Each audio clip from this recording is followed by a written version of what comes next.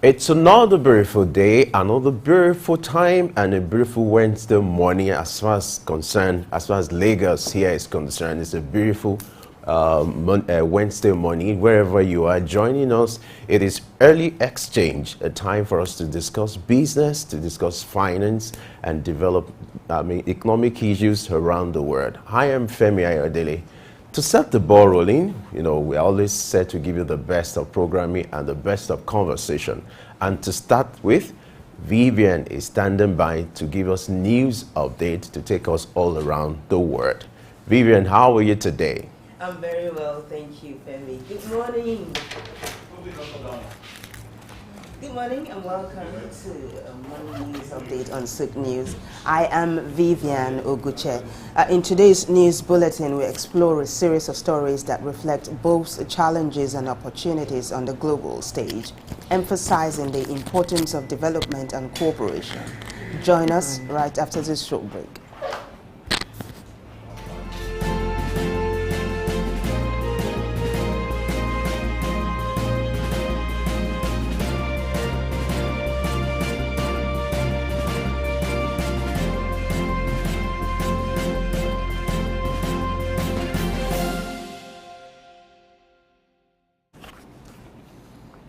Welcome back. Now, Nigeria's President Bola Tinubu has called for universal sanctions by UN nations against companies and individuals involved in the illegal smuggling of arms and minerals in and out of Africa. He made his call while addressing the 78th United Nations General Assembly in New York City. While speaking on this year's theme, Rebuilding Trust and Reigniting Global Solidarity, accelerating action on the 2030 agenda and its sustainable development goals, President Tinubu called on global institutions and other nations and the private sector actors to see African development as a priority, and not just for Africa but in their interests as well. He highlighted the exploitation present in mineral-rich areas and called for member nations to work together to discourage their firms and nationals from pillaging the continent's resources. Now, while stressing the need for equal and mutually beneficial partnerships in business and investment between Nigeria and the rest of the world, he stressed the importance of other nations being open to doing business with Nigeria and Africa in a fair manner. Similarly, President Bola Tinubu has expressed his support for the African Union, AU, in its unified position on Africa global economic and socio-political relations. The president revealed this during a bilateral discussion with President Azali Assoumani of the Union of Comoros and chairperson of the AU in New York, where he emphasized the importance of embracing freedom and constitutional order for sustainable development. Now, while he commended the AU's efforts to promote peace in the Sahel region and mediate conflicts in Sudan, he noted that peace in Sudan will be a significant achievement. In his response, President Assoumani stressed AU's commitment to complement Nigeria's effort in securing peace and prosperity across Africa, while also stressing AU's dedication to working alongside Nigeria to build a sustainable development model for Africa.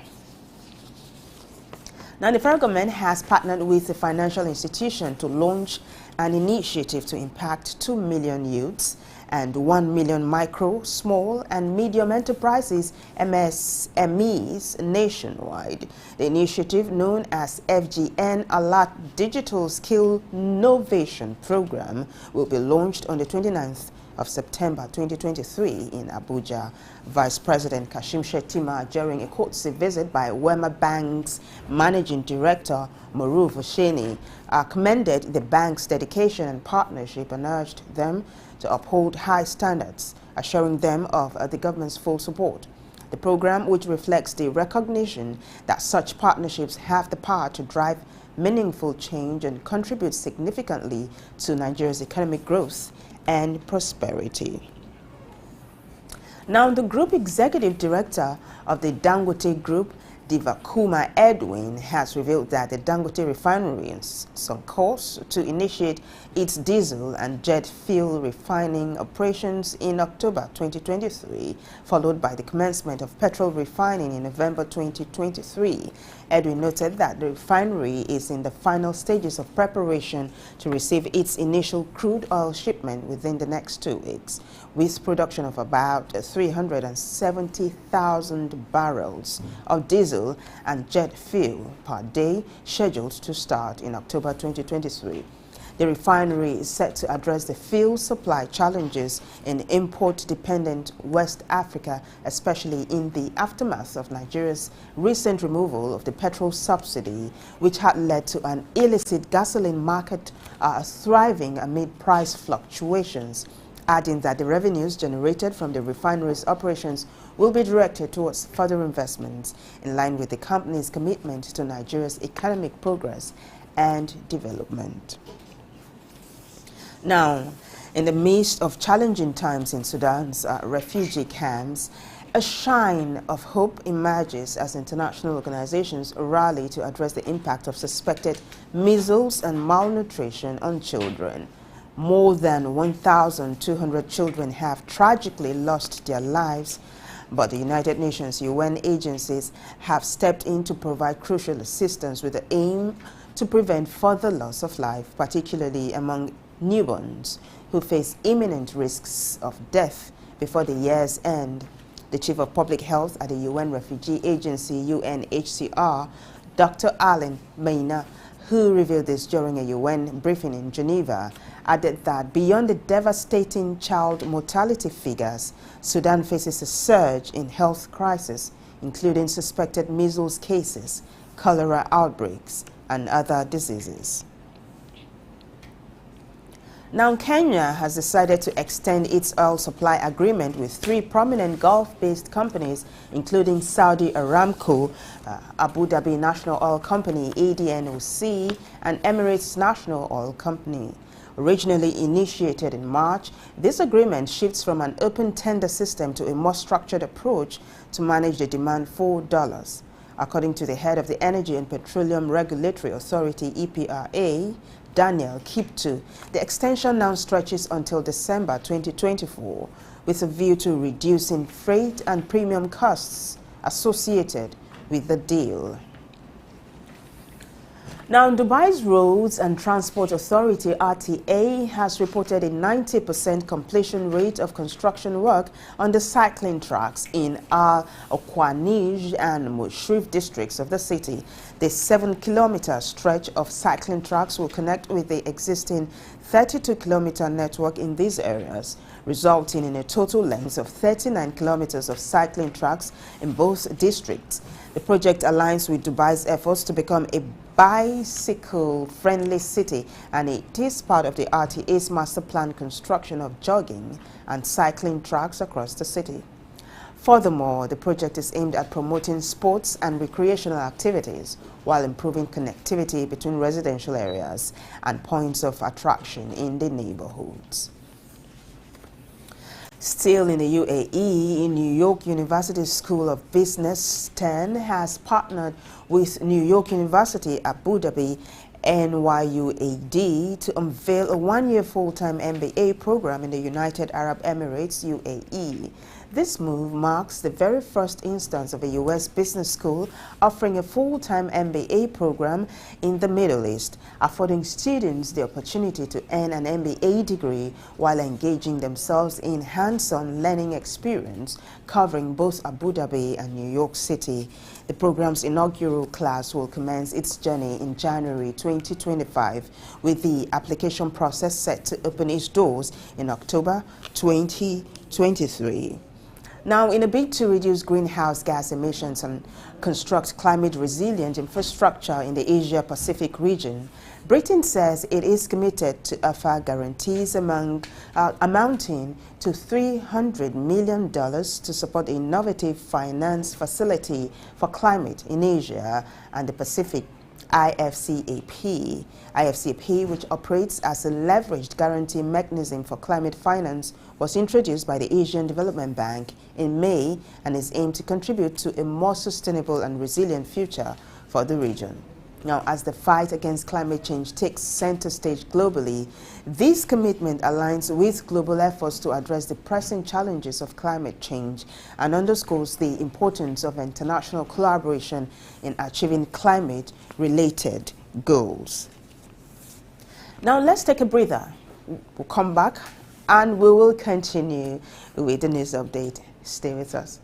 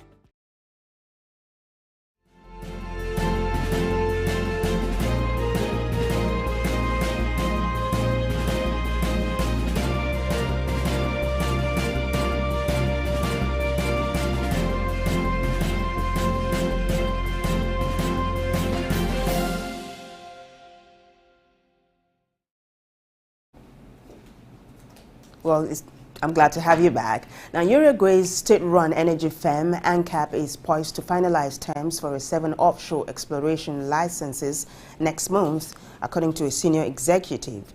While no oil or gas discoveries have been made in Uruguayan waters thus far, these licenses have garnered interest from global energy giants like Shell.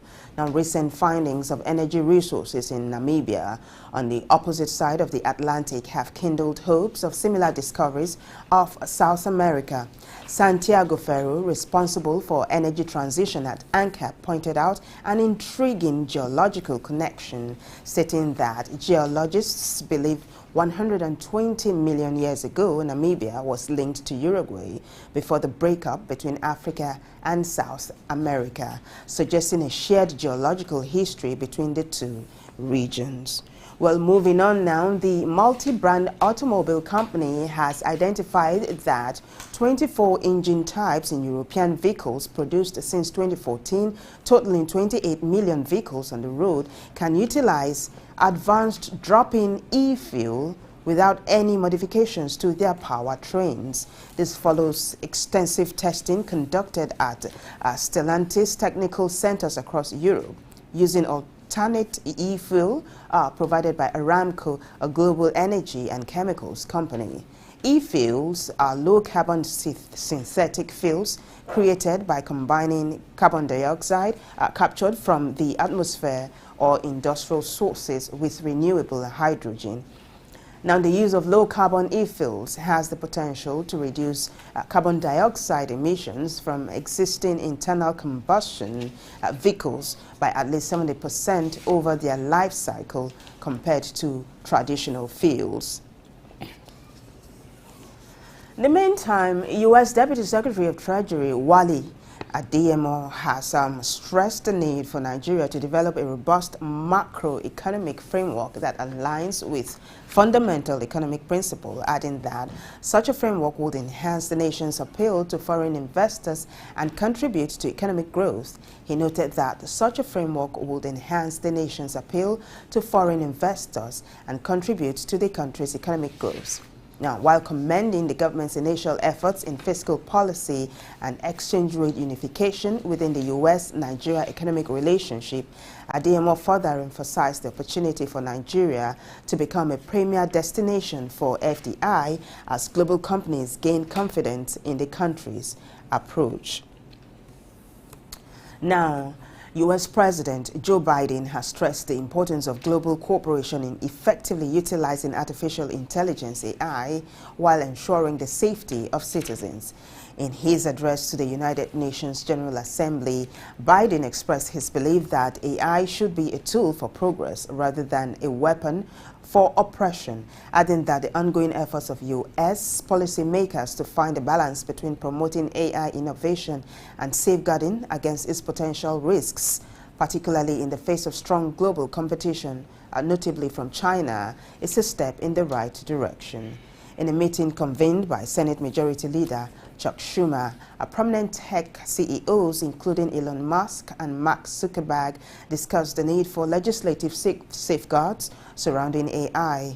Although there is general agreement that the government should regulate AI, the specific details of such regulation have become a point of debate among lawmakers.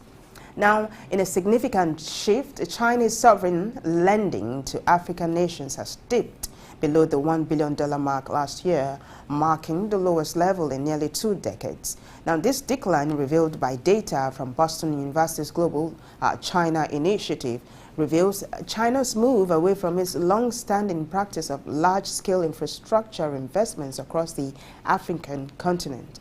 Furthermore, the reduced lending coincides with challenges faced by several African nations grappling with debt crisis and China's own economic headwinds. Now, according to a report, the Chinese Loans to Africa database at Boston University estimates that Chinese lenders extended approximately $170 billion to Africa between 2000 and 2022. However, lending witnessed a significant drop following its peak in 2016. Now, despite this shift, Beijing is gearing up to host its third Belt and Road Forum for International Cooperation next month to mark the 10th anniversary of the flagship program. Well, it's a wrap and the morning news update for now. Thanks for watching. Stay tuned for more analysis on early exchange as Blessing and Femi joins you shortly. I am Vivian Uguche.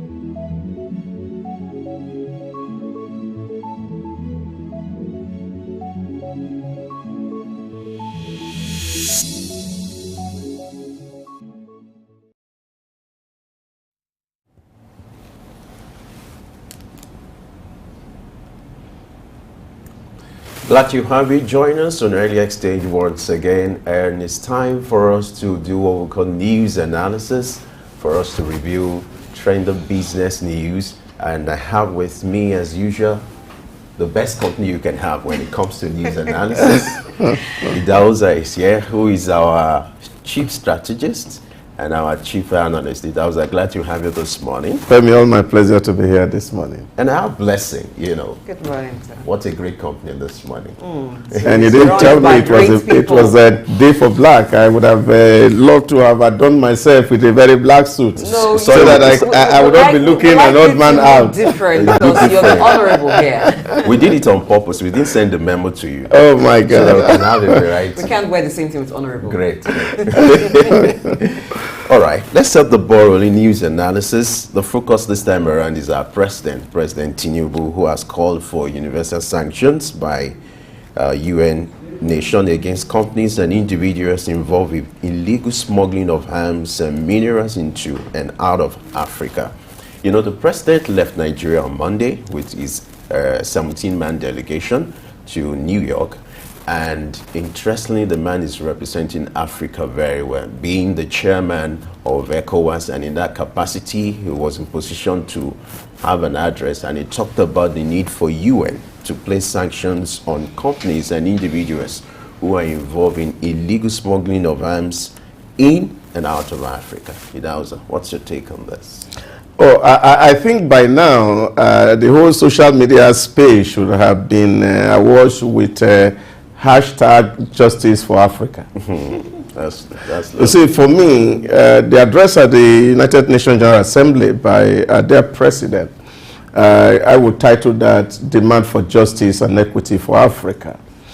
And I am so glad that he was just speaking for Nigeria alone, but he did spoke for Africa in line with the theme for the conference, which is rebuilding trust and reigniting solidarity among nations. And of course, you be rest assured that today the level of distrust globally is on the roof level. And so there's a need for the world to talk about, you know, reigniting solidarity among nations, building trust between nations. But it should not be hypocritical. And I think these are the very clear issues that the president has spoken to. For me, is looking at it holistically. And the president says, if this team must mean anything or deserve the honor of us gathering here, it must be about the global community coming together in the order of the Marshall Plan, especially for the pillaged Africans. And we have said this over and over again. You know, when you read Hoskin's work, you know, The Economic Hitman, it speaks to how global powers have been using multinational corporations, disguising to further their political interests in some of all these African countries. And so it was quite necessary for the president to call out the nations and their multinational companies who are here pillaging our nation.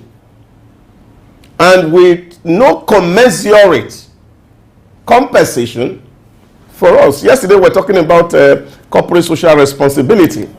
That if you're taking something away that is creating a whole lot of havoc for another system, then of course you must find a way to ameliorate the suffering of those people. So much wealth is taken away from Africa to build Europe. And you can hear in that speech the president said, Africa is not a problem to be avoided. Neither is it a continent to be pitied. The real truth is that Africa is the key to the wealth of nations. And therefore they must be treated with some measure of dignity. So this was quite very, very reassuring for me as a person, that we're looking at it and say, look, it's not about Nigeria is open for business, for example, but the question is not whether Nigeria is open for business. The question is actually, is the world open for our business? And that question needs to be answered. If, of course, the United Nations and the developed Western countries really mean well for Africa, they should be able to answer that question. You know, the last time we were talking about neocolonialism and how it's affected us. That you see, at certain points in time, there's a way that these superpower nations seems to put a gag on your even intellect base getting into Europe. They don't allow agricultural products to get where we have competitive advantage. We don't have technical things to sell to them. So the things that we should be selling to them, of course, by the way, you say, oh, you take yam to England, for example, they tell you, oh, it's carcinogenic, you can't sell it. But we are eating the yam here, we have not died. So how do we determine it? So this is the fundamental issue here that, of course, the president is speaking to. Now, it's also to look at it from the point of view, if we are also saying in Africa here, you build Europe after the World War. Again, the president helped the United Nations to trace its own origin and its birth, which is the post-Second World War Europe, devastated by that war.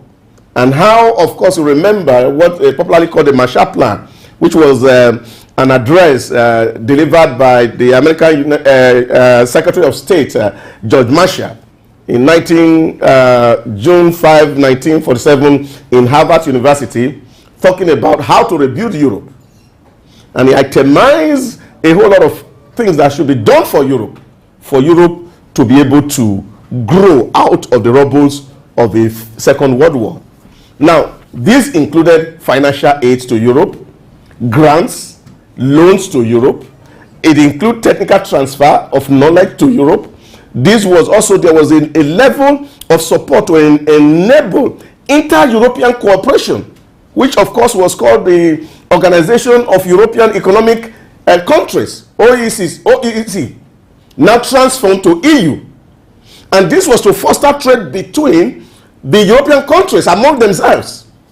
But as we speak, Africa can't trade with themselves. And we are tied to the apron string of our SY colonial master. And this is why the president said in his address very clearly, we don't want to be any appendage to anybody, neither do we want to patronize anybody. All we are asking for is just fairness, it's just justice, so that Africa will be allowed to breathe, to use that popular word. All right, in allowing Africa to breathe, it takes two. I think, yes, it's good the president is asking for fairness and equity in the international space for trade. We've been able to trade what we want to trade. But on the side where he called for universal sanctions by the UN against companies and individuals involved in illegal smuggling of arms and minerals into and out of Africa, I think if we're calling for the companies and individuals, calling the UN to sanction them, we should have first of all called our own government to sanction those in Africa who are complicit in the crime.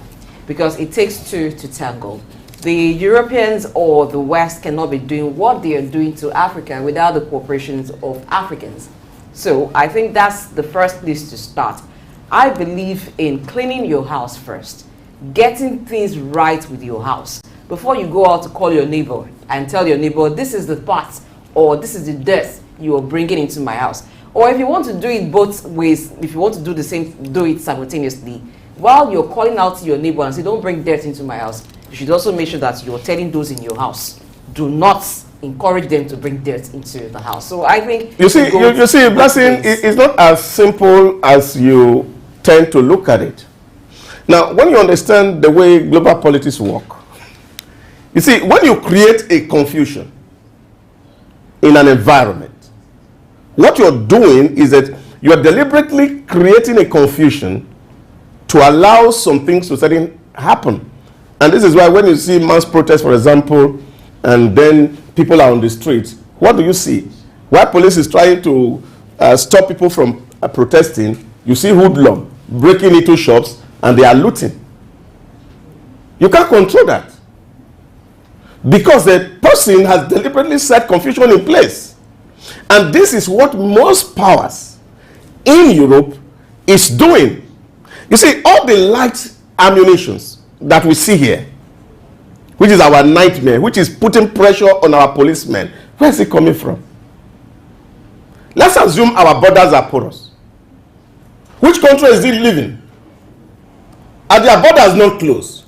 Now, this is the issue. You see, people are taking advantage of our vulnerability. So they have kept us to be perpetually poor. And I think this is what Mr. President is speaking to. So you become so poor that you become vulnerable to crime activities. So what the European powers have done is to create this kind of confusion. I would need you to go read Perkins' work on the Confessions of the Economic Hitman, and you know the kind of mass politics that was done by the United States using their multinational in the Suez Canal crisis. And so this is the issue. So it makes difficult for home country really to be able to galvanize. Imagine, for example, and this is a question people are still asking. You go to Borno, for example, where your military cannot enter, and you are seeing that a ragtag army called Boko Haram in quote seems to be more sophisticated than the Nigerian trained army. Now, who is providing these people with the finance? Who is providing them with the equipment that is more sophisticated than what our evil nation can buy?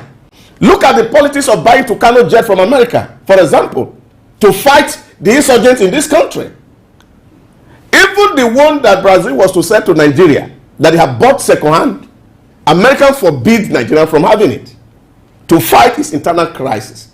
And I think this is issues that the president is speaking to. The complicity of the so-called world powers and multinational corporations who are operating, even including NGOs, yes, who are operating in our territory, fomenting trouble and making it very difficult for the government of Africa to really pursue policies, internal policies that will bring about development. Be that as it may, we cannot rule out the participation of Africans. Take, for instance, Nigeria. During elections, we all know the way arms are being smuggled into different parts of the country. If there is no market for a thing, if there are no buyers for a thing, you will not have sellers for that particular thing. Yeah, but it's not government that is patronizing. This is the point I am making. It is not now, government. these things are coming illegally. Both ends. Yes. No. They are coming illegally into our country. Yeah. The government doesn't import these arms. Yes. Now, these arms are not sold officially to governments. They are sold but they are illegally. sold illegally to create a destabilization within your system. This is the real issue. So it's not about, you see, even the election you spoke about, you should understand the foreign interest in who winning our elections. Yes. Take, for example, you look at the kind of report, for example, that the EU wrote on the Nigeria 2023 elections, even where they were not present at polling stations. Now, all these issues is to determine the outcome of who become your leader. And they are ensuring that the person who become your leader is somebody that who is weak enough to be manipulated. Now, these are designs by the international powers. And that's why the president is saying, if you're saying that we need to build trust, if you're saying we need to reignite solidarity so that nations can have, equal opportunity. We're not asking you to give us an advantage. So that we can have equal opportunity to grow, then of course we must start from where it starts. Then, of course, look at the activities of your companies and what your government is doing in our area. You cannot be mining, for example, when you see sites of mining, land that are destroyed. We spoke to this last time. Uranium is taken from Niger Republic, powering the whole of France, whereas Niger Republic has no electricity. Now, the instability that is happening in that place is sponsored from outside. So it's like you, in my village, they said if a fowl has a strong man standing behind it, it will use its beak to kill a cow. This is the kind of situation we are seeing in Africa. And this is what the president is speaking to at Onga. Listen, I like the fact that the president is taking advantage of a forum like this. Yes. It's like speaking to the world. You're speaking at the United Nations General Assembly. It's like you're speaking to the whole world. However, the president is aware of his responsibility or the challenges at home. But if he's at a forum like this, there's a need to address the whole world, individuals, companies, NGOs, because you must understand that these arms are not manufactured in Nigeria. Of course. And so it takes two to tango, like you said, Like, collaboration. yes. It's an international collaboration. And that's why the president is taking advantage of this forum to address the whole world. I agreed. I'm not disputing any of all that has been said, but what I'm saying that we should balance it. As much as he's using such a forum to speak to the international community, then he should come back home, or African leaders should come back home and But you see, the problem is that you have not listened to the address. If you have listened to the president's address, you won't be speaking like this. He said, few days into taking office as the president of Nigeria, he has taken some very critical steps, and that was including taking away this very corrupt subsidy regime. They have also taken away this currency manipulation that has created a whole lot of economic destabilization, and there are a whole lot of critical reforms that the government of Nigeria is embarking on. But no, this is the issue that you need. One country in Africa, because wait, blessing. See, you are not following the trend. Now he's saying this is what we are doing. We are trying to do a reform in our country. Now this reform, to succeed, you also have to balance, because there are a lot of things that government cannot do. We are talking about the position of some non-state actors, yes, who are also very dominant, and they are having more power than, of course, the state actor right here in Nigeria as we speak. I've given you a sample, for example, about the Lekki issue, where, of course, you find that the non-state actors are saying, look, you can't collect toll here, and government really is becoming helpless. Because what you do is that if government decide to say they want to wedge the hammer, what that will mean is that you are killing your citizen, and that brand you very terribly in the international community. So government are conscious, and there are a whole lot of things that are sponsored internally to ensure that those reforms don't work. Now this sponsorship is what you must understand. They don't come from within. Yes. Somebody is certainly fueling it from the outside. Take for example, NLC is talking about strike, and they tell you, oh, we want to go on strike. Why do they want to go on strike? They want to go on strike. They said, oh, the economic hardship is biting on all of us. We have all agreed, even including NLC, that we cannot continue with the subsidy regime, that it was not sustainable. Now, why are they on regime when we say, okay, let subsidy go? You want government to continue to borrow. You are speaking on the one breath that subsidy is a scam. You are speaking on another breath that the government is over borrowing. Now you are coming without government having revenue, and you are asking government to spend more. Where will the money come from? Now, all these destabilization issues are things that are fueled from the outside, not really within, to destabilize the regime, that you cannot really settle down to do your thing. What the president is asking for is create an ecosystem for us to prosper. Now, once the West are not funding and they are not coming from the back door to create this destabilization in Africa, Africa can do well, and prosperity can actually come to everybody. I think that's what the president is speaking to. That's great. And we hope that every action will be taken to ensure that Africa grows on the international side and on the local side. Yeah, that's great. There are two sides to a coin. You're talking about the international side, and you're emphasizing on the work to be done at home. So these two has to come together for us to have a productive result. Let's move on.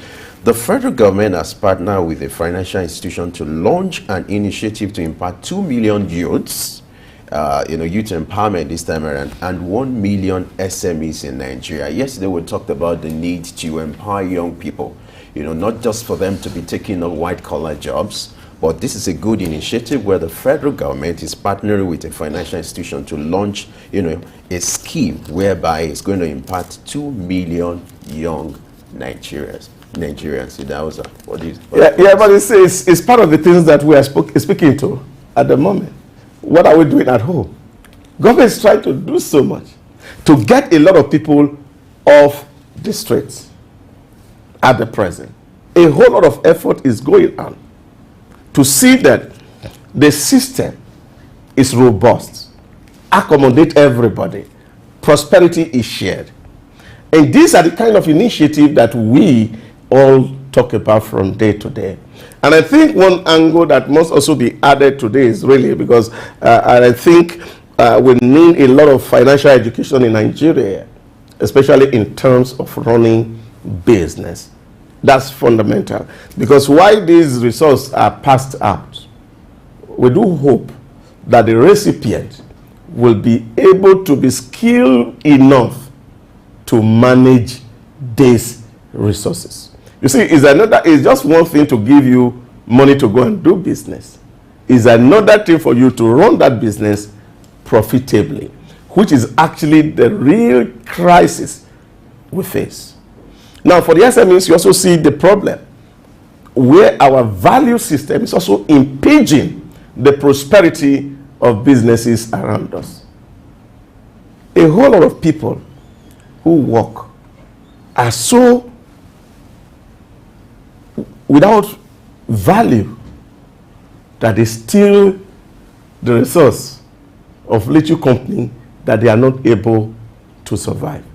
Now, all these things require us to all work together to see how some of this initiative of government really will see the light of the day. That if you're advancing some money to people, let's also be hopeful that the people who are the beneficiary would have done a lot in terms of writing a very good business plan with a cash flow that is realistic to see that the business really make profit and then of course continue to expand. Listen, I like the fact that this scheme is trying to target 1 million SMEs. Yes. What do you think will be the impact of that? You know, the economy should be driven by SMEs. Of course. As done in China and all these global players. So if that is happening in Nigeria, what could be the impact? It means that there will be more economic activities, there will be more jobs, because now that the SMEs are getting support, it's for some of them that maybe perhaps were struggling. More strength has been received, so they can take on maybe more staff, and they can spread now, and they'll produce more. So you have more economic activities, you have money exchange in hands, because those who are going to be in the employ of some of these SMEs now have some power to make purchases of things that they need. So that means that the economy would grow, and we'll definitely see an increase in our GDP at the end of the year, or at the end of a certain period. It may not be the end of the year because this is just coming at the last quarter of the year. So let's see over the next 1 year, it's bound to reflect in our GDP, and it's bound to reflect in the economic boom that we'll see. Lesson emphasized on the economic boom, Yes. which we are praying it happens. Oh yes, so oh yes, oh yes. All right, I guess I feel like we should be having this analysis. We should go on and on, but time is not on our side. Okay, we can still take one more story. All right, let's move on. The Group Executive Director of Dangote revealed that the refinery is going to be on course. You know, Nigerians have been waiting for this respite. Oh my God. We've had about 4 to 5 refineries. They are moribund, you know. They're not working up to expectation. And Dangote refinery is coming up officially. It's going to commence operation in October. You know, diesel production and that of petrol will be in November. Idauza. This is another good news coming out of Nigeria. Yeah, well, I'm just waiting to see this thing roll out, because we had expected that before now that this refinery was going to be in operation. I think Nigeria really waited for it. And that was why, of course, all the promises of subsidy removal was actually hinged on this.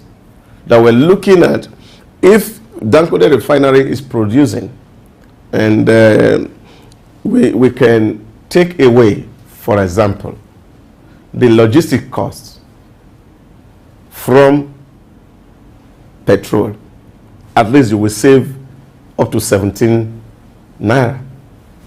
So if you take 17 naira away from the current price, that's some gain, which will be like a succor to the average man on the streets. Yeah. October is here. November is here. We just do hope that the goalpost is not shifted again, because the day the president came to commission that refinery, we thought the following day that the petrol will be out. But unfortunately, we still have to wait till October and November. It's a good news. We are hopeful. We don't want to give up hope. We will do pray that by October, November, we can see this diesel roll out and the price of diesel come down, because that will significantly impact production activity in Nigeria. It will reduce the cost of product. Even our inflation, it can drag it down because it will have a significant impact on our macroeconomic stability. Because what you're seeing is that now you're not looking for dollars to import petrol or diesel. You can actually source them locally. So Nigeria can now be a naira economy as against the dollarized economy that we are driving now. So this will go a long way in addressing basic issue for us, because petroleum and its associate importation take the bigger chunk of the foreign exchange that we always scramble for in Nigeria. So once that is taken off the road, I think it would be a very good news for the common man on the street.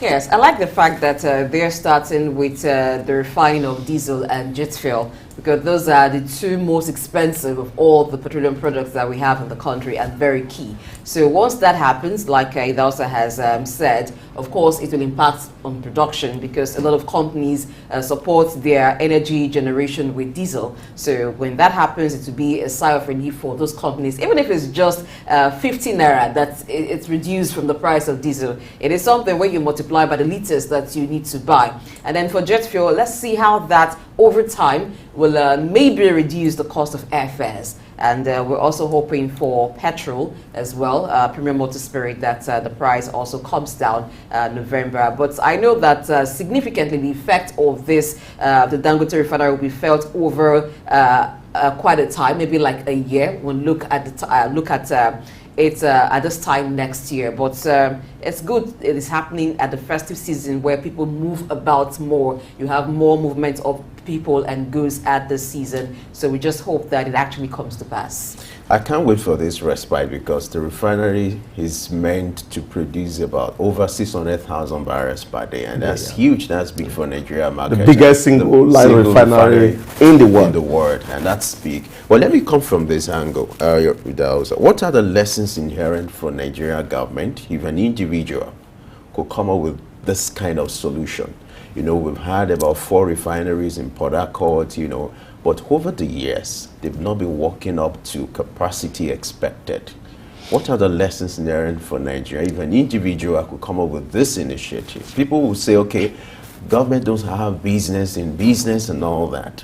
What's your take on this? Yeah, I think it also speaks to the fact that it is easier for individuals to run businesses than it is for government to run, especially the kind of government we've had since independence, the government of patronage. I remember Richard Joseph wrote one book. He called it Prebenda Politics in Nigeria, the rise and fall of the Second Republic.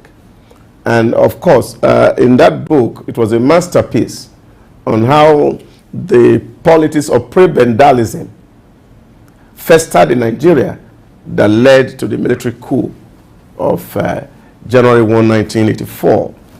And what it was speaking to is the fact that, you see, the public service in Nigeria is so corrupt that it's driven ethnic, what they call, I use the word patronage really, because what we're trying to do is that you just get people into work, whether they are qualified or not qualified. So rather than really elevating meritocracy, it has actually promoted mediocrity. And so when you have mediocres running your business, you cannot be sure to make profit. And this is the real critical issue. And this also came even from the abuse of the federal character principle, which was supposed to equalize access to critical national resource, but it's abused. Take, for example, you're seeking people to go into Federal Government Unity College, for example, and you're doing recruitment for students who should be first-class brain. And then you are getting people who are not even able to pass common entrance into the system. You produce them. You just send quota to give them employment. You can see why it is difficult for us to really manage national assets. So for me, it's also a proven fact here that it is better that government regulates than get themselves neck deep into business operation. Because if we are allowing private sector to thrive, myself and yourself will become business owner. All the government needs to do is to regulate us and create the ecosystem for us to prosper. Once this is done, then we have prosperity. Really, government has no business in business.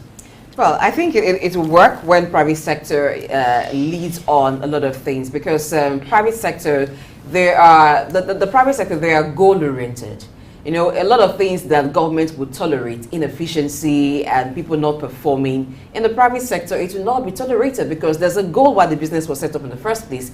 Yes, to make profit, but there is also the goal of expansion. There are targets to be met. And so there are strategies along that line, which we do not actually see a lot in government. It's only in some administrations you will find that there are clear plans, clear leader plans to reach a particular goal. And so the willpower to ensure that that goal is achieved is what is lacking mostly in government. And that's why we've seen that the refineries we've had have not been working. That willpower has not been there. The commitment has not been there. Having the key people in place, having square pegs in square holes, we've not actually had that. And also, continuity. Government is not really a continuity in Nigeria. One person may be in power today, or one administration may have an agenda. The moment that administration ends, who continues from where that administration starts? So we have not built institutions that support government, that build on legacies. That has been the problem. And not to mention corruption, which is also being... You see, Blessing, a lot of people have been talking about these institution things. Institutions don't run themselves. People run institutions. No matter how strong your institutions are, if they have people without values in them, like they say, the chain is as strong as its weakest link. We've had all this argument, oh, when we build this institution, give power to institution. People run institutions. I was talking to my wife yesterday, he was talking to me, how she was going to beg somebody who had been employed to work, to come to work and say, please, just do the work now. And I said, why are you begging? He said, because he said he's not going to work. I said, if he's not going to work, query the person. He said, if we query, they will sack me. Because there's somebody is going to call up or a tough situation who is bigger than me and say, look, you are treading on a landmine. So this is the problem with our system. It's really not because we don't have this. There are institutions. All we don't have is that we don't have the requisite people with good values. There is no crime you will do in Nigeria that you will not have somebody to call. This is the issue. So if you are the head of an agency and then they call you, your boss call you and say step down, what do? You step up. So this is a problem. So it's really not about institutions. It's about people with values. That when we begin to emphasize value, morality, ethics over cronyism and ethnic patronage, probably we can get to where we want to get to. But as we speak, this is real issues. In short, one of my friends told me, say in public service, you will see where cleaners are more powerful than directors. But how did the private sector get that right? Because it is still from the same pool that the private sector sourced these people. Yes, because when the MD say don't come to work now, if they call him now, he has a decision to make. There's no cover that will call him. He's the owner of his money. So this is that's why it's different.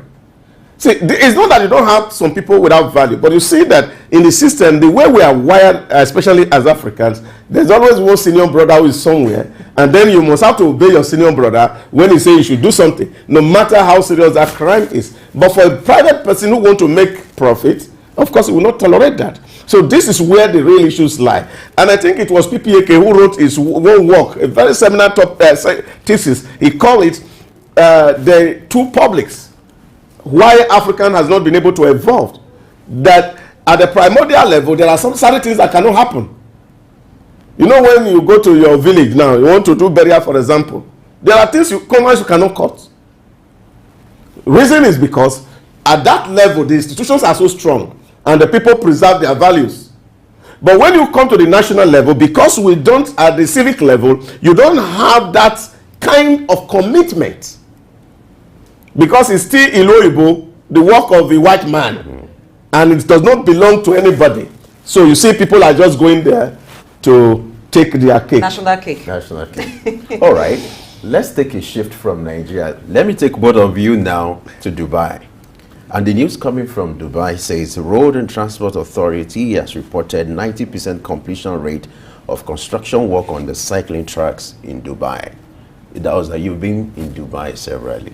Give us an account of your experience driving in Dubai and, you know, what it's like, you know, because there's a news coming from there that the 90% completion rate of construction on a cycling track or the cycling tracks in that city, which we don't have that kind of privilege here. So now in Dubai, give us the experience driving in Dubai, having this kind of experience. Well, I think the city has been planned. In short, really, in terms of infrastructure, is already overbuilt.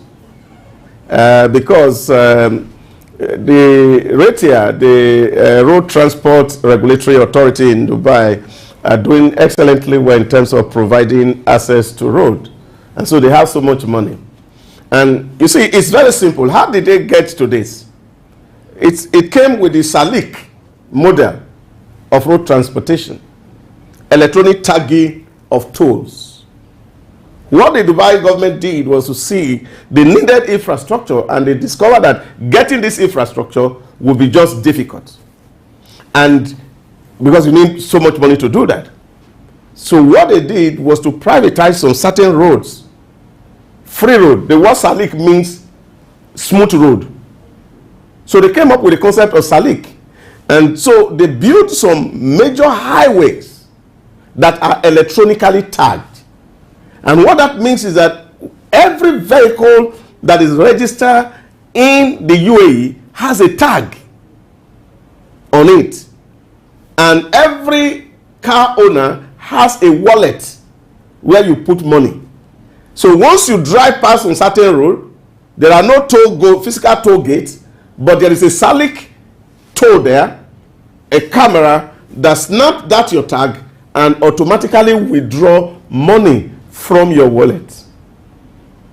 And annually, UAE is raking in $1 billion from SALIC alone. There's no human intervention. And so they can build anything they want to build. And this thing we're talking about is not 2 years. In 1 year, you just see something spring up, because the system has been designed in such a way that there is fewer and lesser human intervention. And this is where, of course, we really need to learn. We don't need this physical toll gate anymore. There are technologies to drive this. Let government enter into partnership with individuals, multinational companies that can build road.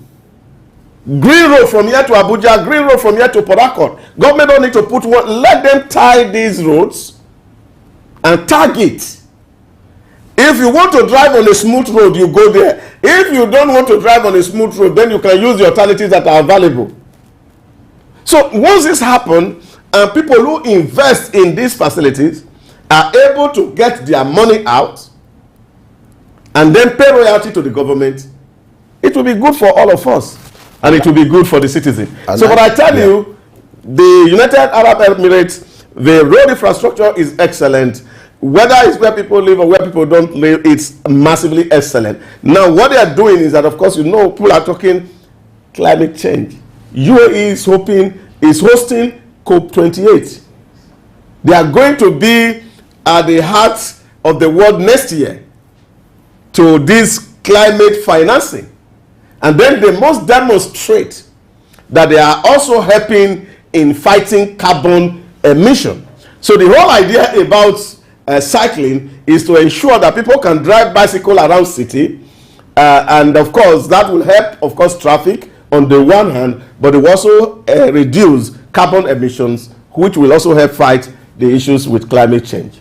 That's one thing that Nigeria can copy, not necessarily about fighting carbon emissions, though that is also key, but in the way our roads are constructed, certain things are not put into consideration. For instance, cycling. You have cyclists using the same roads that heavy-duty trucks and other kinds of vehicles use, which is actually dangerous. When I see people cycling on major roads, I just admire their courage, because I can't even dare that. So I think these are some of the things we need to consider, the different users of the road in the way we construct our road. But because there's a lot of deficit in road infrastructure, so the aim majorly is to provide a road through which people can get to their destination and not actually consider the other users of the road. We need to begin to consider these things as we talk about alternative, different forms of transportation, so that easily those who want to cycle can cycle. This is also creating plans for those who want to jog. You find people who want to be fit, jogging on major roads. These are dangerous practices, so we should consider that as we even build more roads. That's great. Let's hope this is replicated in Nigeria. Perhaps you need to buy a bicycle. Yes, I know when we have a cycling track. And then this my stomach infrastructure can go down. All right, this is where we wrap up the news analysis. We'll go on a short break now, and when we return, we'll have the big discussion for the day. Stay with us.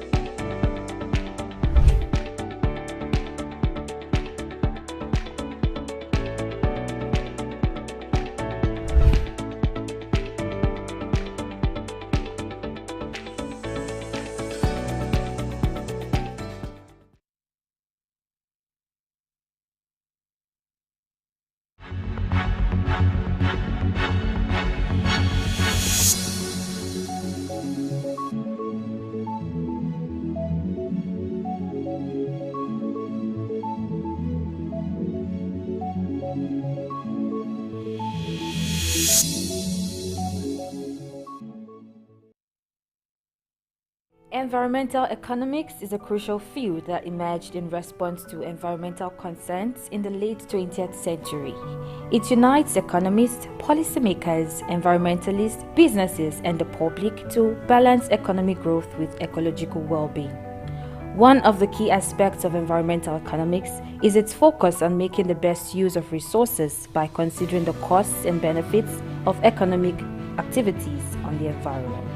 Green finance and sustainable investment, on the other hand, plays a crucial role, directing funds towards projects with positive environmental impacts while considering long-term financial gains. Implementing environmentally friendly policies can be challenging as industries and individuals may already be accustomed to traditional practices. Having a cleaner and more sustainable technology requires significant investments and technological advancements which may not be affordable. To give room for more inclusion, government should offer incentives like tax benefits for environmentally friendly investments, thereby channeling resources into renewable energy, clean technology, and eco-friendly ventures. Ultimately, embracing green finance, sustainable investment, and market-based environmental policies can foster a harmonious state of affairs between economic growth and environmental preservation. By incentivizing sustainable practices through financial mechanisms, we pave the way for a future that not only bolsters our economy but also safeguards our planet. Alfreda Ambebasi, Souk News.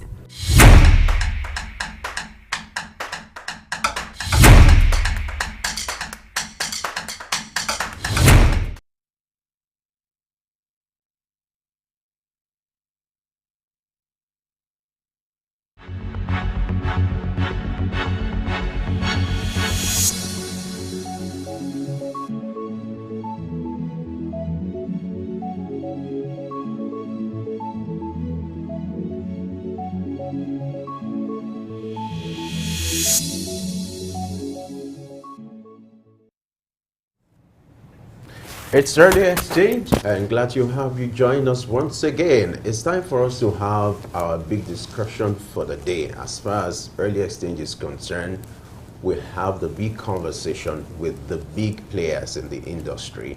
And today we'll be looking at the economics of natural resources as far as Nigeria is concerned, where by that we mean the demand and supply of natural resources in Nigeria and the distribution as far as Nigeria ecosystem is concerned. To shed more light on this, we are being joined by Ida Hoser, our INAS analyst. Ida Hoser, glad to have you join us. We are still here. We have not moved. Yeah. So you're always here and always available. Now let's start with your assessment of the natural resources economics in Nigeria, looking at the Nigerian space. Nigeria is blessed with so many natural resources. We're endowed with it. But I would like to have your assessment of the level of demand, the supply, and the distribution of this natural resource, because that's what the economic part of it is all about. We are looking at the natural resources economics, and it's all about the demand, supply, and the distribution of these resources. Give us your own assessment about the distribution, the demand, and the supply of these natural resources in Nigeria. Well, speaking to the economies of the natural resources in Nigeria, and I think it's one conversation that we will need to sit down to speak to, and I think it's not just Nigeria, and it's indeed Africa. One of the issues that we must recognize is that Africa has been a producer of primary products because God has endowed us with so much of natural resources. And now these resources that we have, other people are helping us convert them to money. And so we really make nothing out of it compared to those who are really making a huge fortune out of it. Take, for example, you look at Ghana cocoa or Cote d'Ivoire, earning a little bit above 2 billion. And whereas when it's converted to chocolate in Europe, they are earning multi-billions in dollars. Who really benefits? Same happened to the crude oil that God had given to us here on our ground. And so, you see that as Africans, we have not been able really to leverage the things that nature had given to us. And this is because of capacity, this because of competence in creating the requisite technology to actually convert these resources to more and further wealth. Mentor Tabe wrote a book he called By the Future, in which he described the true state of the natural resources used in Africa. And he said that Africans tend to have what he called Esau mentality, taking the story from Esau and Jacob in the Holy Book, that Esau was a hunter, and of course Jacob was one who was a farmer, who nurtures, who grew things.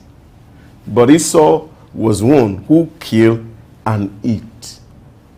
And he says that is a mindset of most African nations, and Nigeria is not different with the use of our natural resources. And don't forget, in the same holy book, the scripture says hunters, they can't even roast the game they catch. You know what it is now. Those days when we were in the village, you see hunter go to the farm, they kill an antelope, sell it to the woman who is running a bar. And then, of course, the woman cut it into pieces. In the afternoon, the same body, the less that they said, they use it to come and eat the same thing. Now, this is how African has been operating, with the hunter mindset. So we only sell out what we use, and we don't get real value for it. Because, again, we have not also invested in research and development. We have not invested in the value chain of some of all these products. Imagine that, of course, we are just selling crude. We just draw the crude from the ground and we sell. And that's all we are celebrating. Now, the person who processes the crude gets urea from it, gets so much value. Over 1,000 items come out from the same crude. And they are only selling petrol to us and selling diesel to us and kerosene. But there are other associated products that are coming out from crude, which value go to the man who processes it. And I think this is why we really need to be thinking about what we do with our resources. Again, speaking to multinational companies who are to do business with us, that Africans should be able to get to that negotiation table where they are not just coming to take our crude and process it in their country. We should be able to reach agreement whereby they take our crude and they process it here so that we can see the full value of what we are getting. And that's why I was so very passionate when speaking to the president issues on the Marshall Plan. Because one of the components of the Marshall Plan for Europe was to see how to grant technical assistance to the war-torn Western European countries, even in the form of knowledge transfer. So what that means is that you need to do some business right there within Europe to stimulate their economic growth. So multinational companies who comes around to take resources from Africa must be willing not just to have us just give them the crude resources which nature has given to us, but that they invest in its refining here. They are coming to take stone here in the name of gold. We are taking uranium from here in the name of gold. They are taking California from Nigeria in the name of gold. And so many precious stones that God has given to us. Now, but these are taken outside, they are processed, and then, of course, they are powering the civilization every other way in the world. But I think this is where Africa needs to really bend down and see how much we can invest in research and development to see how we can transform these natural resources and then not just sell the raw materials, but we're also selling it with value addition.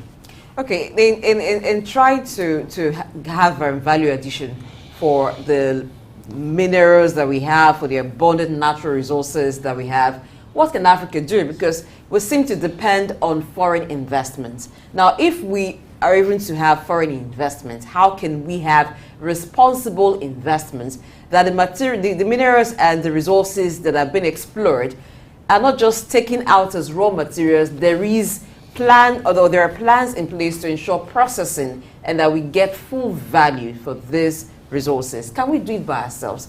Can we do it jointly? What exactly can we do? I think there's so much we can do in terms of how we do international business. And this is where we must be very deliberate in negotiating or procuring foreign services. You see, in procurement agreements, there are some certain things that some nations do to tell you that we're going to enter into a service level agreement with you. This is a business we want to do with you. Now, we are expecting that in 5 years, in 10 years, these are the outcome we want for our nation.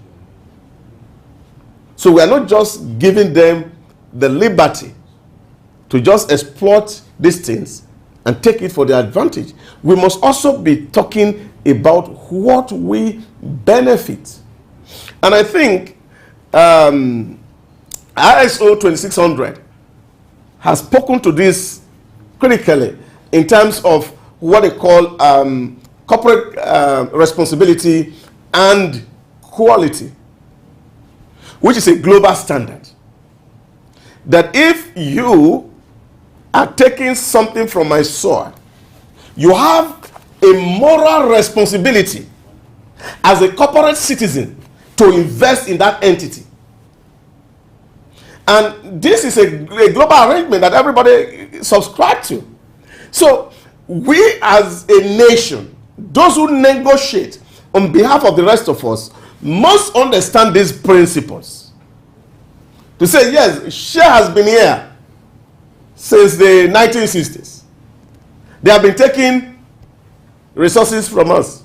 What value are they adding? We're only just counting the pythons they are giving to us in terms of the sharing of the dollar that is sold in crude. There's no value addition to the environment. And this is very, very important. That if a company is coming and is making so much fortune from our land, they are morally and ethically bound to add value to the society in which they are taking these resources. You can't be taking so much billion from us, and then the neighborhood where your company is located, they are in abject poverty. Life is becoming miserable for them. And you see this, for example, in the Niger Delta. I don't know if you have been there. You can't find good water, no clean water. Boiled water, you can't drink it. Now, acid rain make farming terrible. Now, roofing, for example. If you have a zinc roof in the Niger Delta near where these operations are happening, because of acid rain, they don't last 6 months. That is, of course, creating financial burden for the neighbors, and not to talk about the health challenge that it portends for the people who live in those environments. And this is why even the sustainability goal that the world is promoting also speak to this fact that when you are talking about sustainability, there are 3 key factors that are important. While you are emphasizing profit, you must also make sure that the planet is not destroyed, reasonable use of the planet, which of course the president spoke to in Onga yesterday, and then people, which is the most significant part of the component of the sustainability debate, inclusion. So when we're also talking inclusion, you must also ensure that you give us the requisite technical skill, even apart from the street light that you are providing for us, that you really empower the people who are the locals to benefit from the technology that draws these natural resources from our environment. I think we can get into that level of agreement with multinationals and corporations that do business with us as a nation. Let me paint a picture of what we have here in Nigeria. It's generally agreed that Nigeria is blessed with natural resources. But we're talking about the economic aspect now. Interestingly, Nigeria has over 40 solid minerals. And if you look at every state, virtually every state is blessed with one resources or the other. But the challenge here comes the issue of exclusive lists. Exploring these solid minerals, we have a provisions of the law that says it's on the exclusive list, which means it's on the prerogative of the federal government to determine who is going to explore and how it's going to be managed. Now, the essence of having this natural resources economics concept is the fair distribution of these resources. Would you say with what we have that we have a fair distribution of these resources? I mean, look at what is happening in Zamfara, the crisis, trailing the gold mine in Zamfara. With that example, will you say there's a fair distribution and administration of these resources, looking at the issue of exclusive list when it comes to exploring these solid minerals?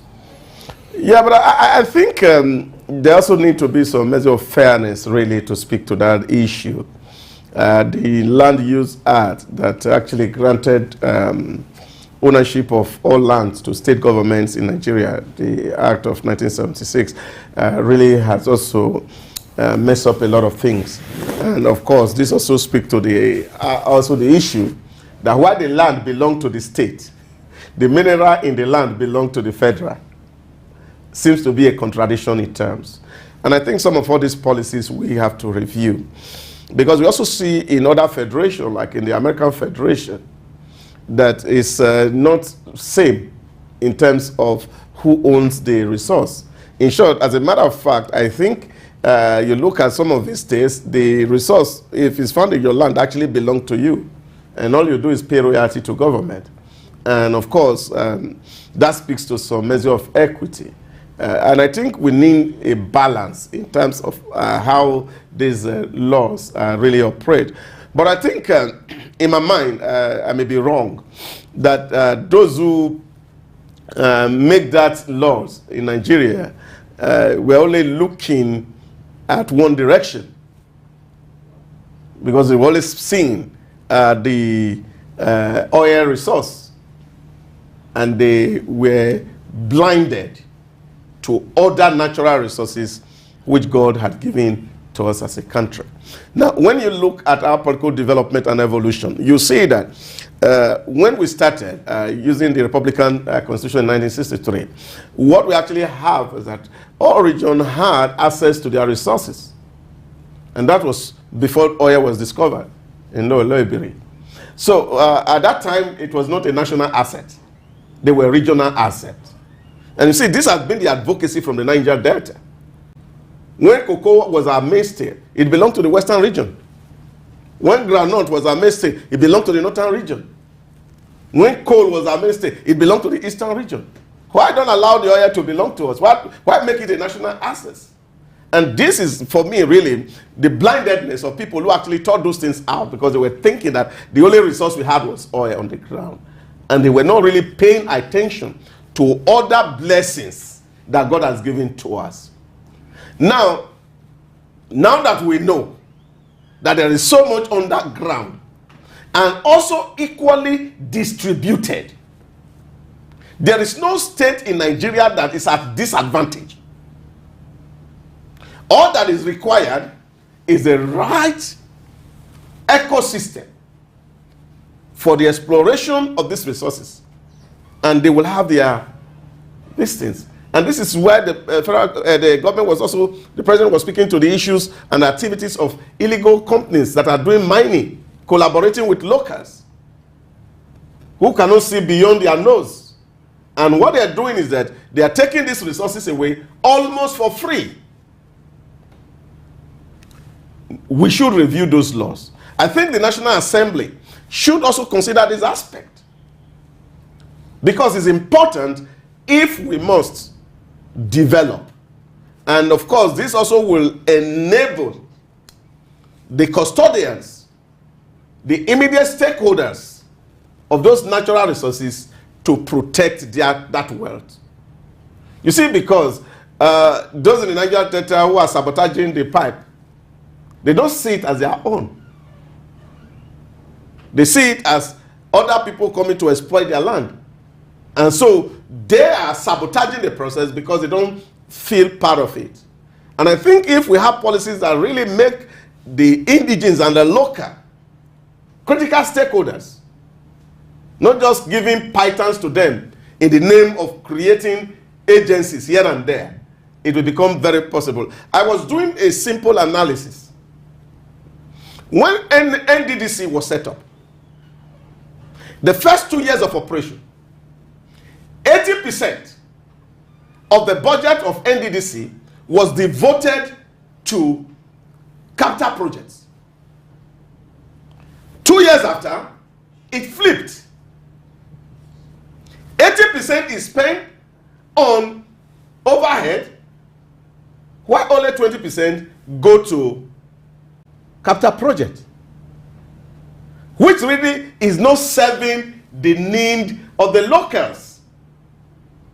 Because now you just move from the 20%, now you have created the Ministry of Niger Delta, which is really adding no value, so to speak, except that it just empowers few individuals who work in those councils. But the amelioration of the degradation that is happening in the places where they are harvesting these natural resources really do not happen.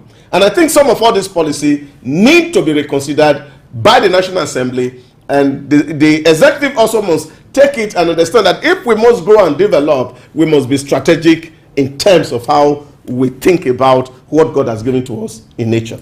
Okay, looking at the degradation and how to address that. Now, a while ago, you talked about respect for global agreements. Now, where the respect for global agreements, where companies do not do what is ethically and morally right, what happens? What should the government in that area or that country do, like in Nigeria? Because like we've talked about, it is the federal government that oversees mining and exploration of minerals in the country. So where these agreements are not adhered to, where the companies do not do what is ethically and morally right as it concerns the environment, where they get the minerals from, what should the government do? What should be the follow-up action to it? You see, this is where I've spoken so passionately about our value system as a people. Look at the celebrated PR and ID case. The civil servant who engineered that contract only benefited 100 million. And look at how much the nation has expended prosecuting that case alone. Not to talk about the risk of what we stand to lose if we eventually lose that case. This is the issues that we speak to from time to time, where people are not nationalistic, where you have a lot of citizens who are not patriotic, and they enter into agreements that do not favor their own country because of what they're going to benefit from those agreements. And this makes it very difficult for you to actually prosecute. I was speaking with one of my friends, an Indian, and he said, look, I don't think that Nigerians are lacking intellectuals to really scrutinize their agreements. He just believed that some people, they prioritize themselves over and above the nation. This is why you find that there's always a difficulty in following or pushing the legal part. And also forget that even some of our people, especially in the legal professions, who know how to use injunction and counter injunction to make cases to last forever,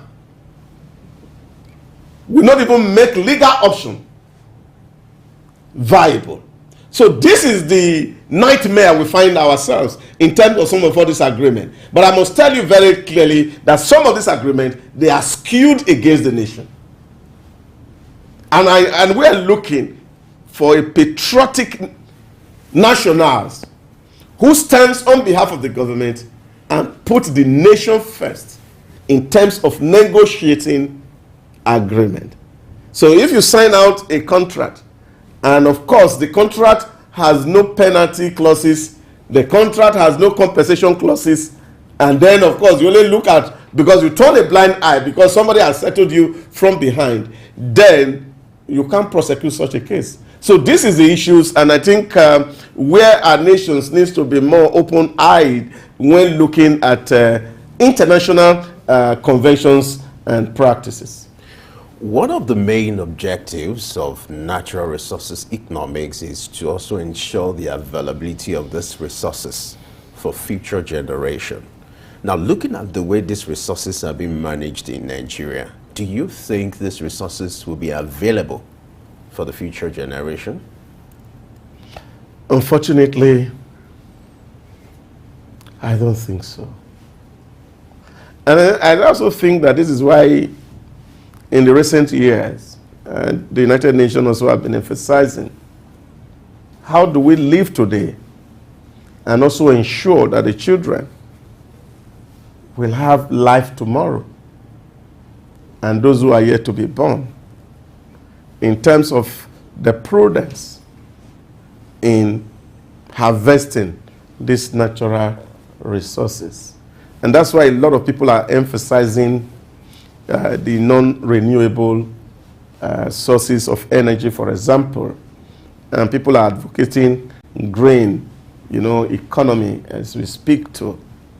Yeah, but the challenge before us is that we are still so very hungry. And like Esau in the story I told you from Mesa Otabi's book, if I don't eat this red pottage, I will die. And is the challenge that faces Africa.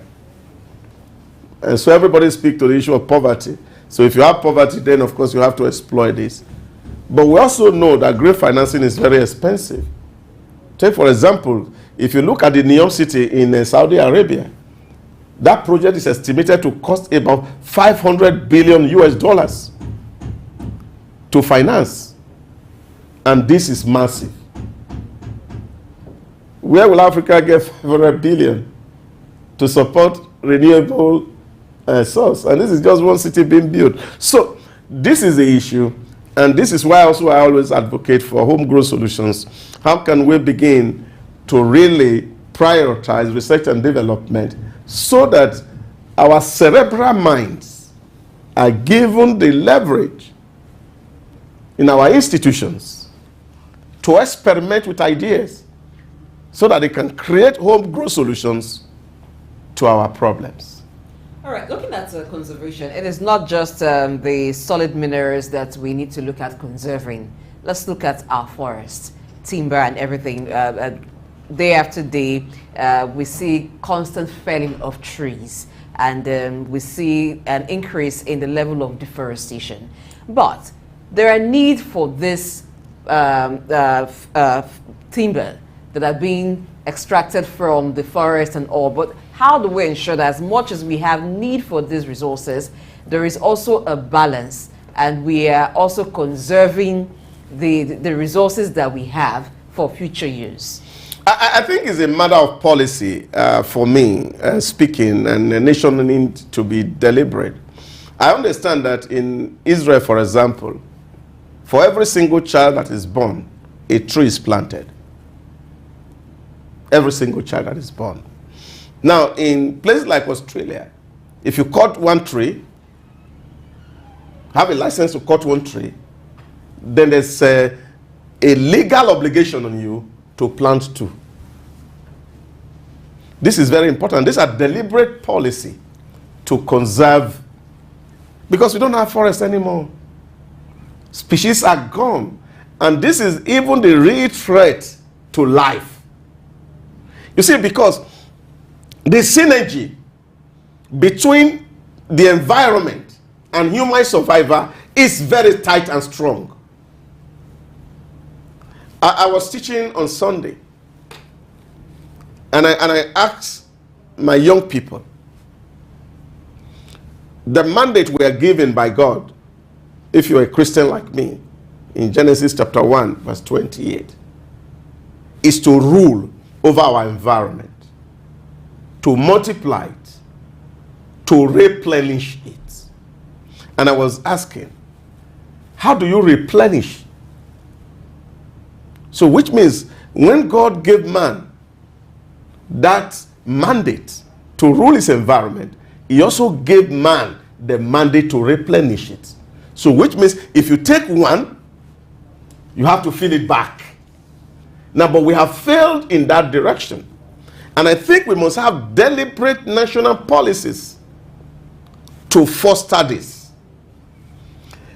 Elementary biology says to us that we get oxygen majorly from plants. Now, if the source of oxygen is gone, so which means human existence is threatened. And this is how we need to see the conservation of the environment to ensure that the natural habitat which God created to sustain man is not completely destroyed, so that when we have life today, and our children and our children's children will also have life. I feel that the government needs to be very deliberate and strategic about this conservation. Let's look at the issue of illegal mining of those natural resources. A good example is what is playing out in Zamfara. And if you look at different states, you see that playing out at different levels at different states.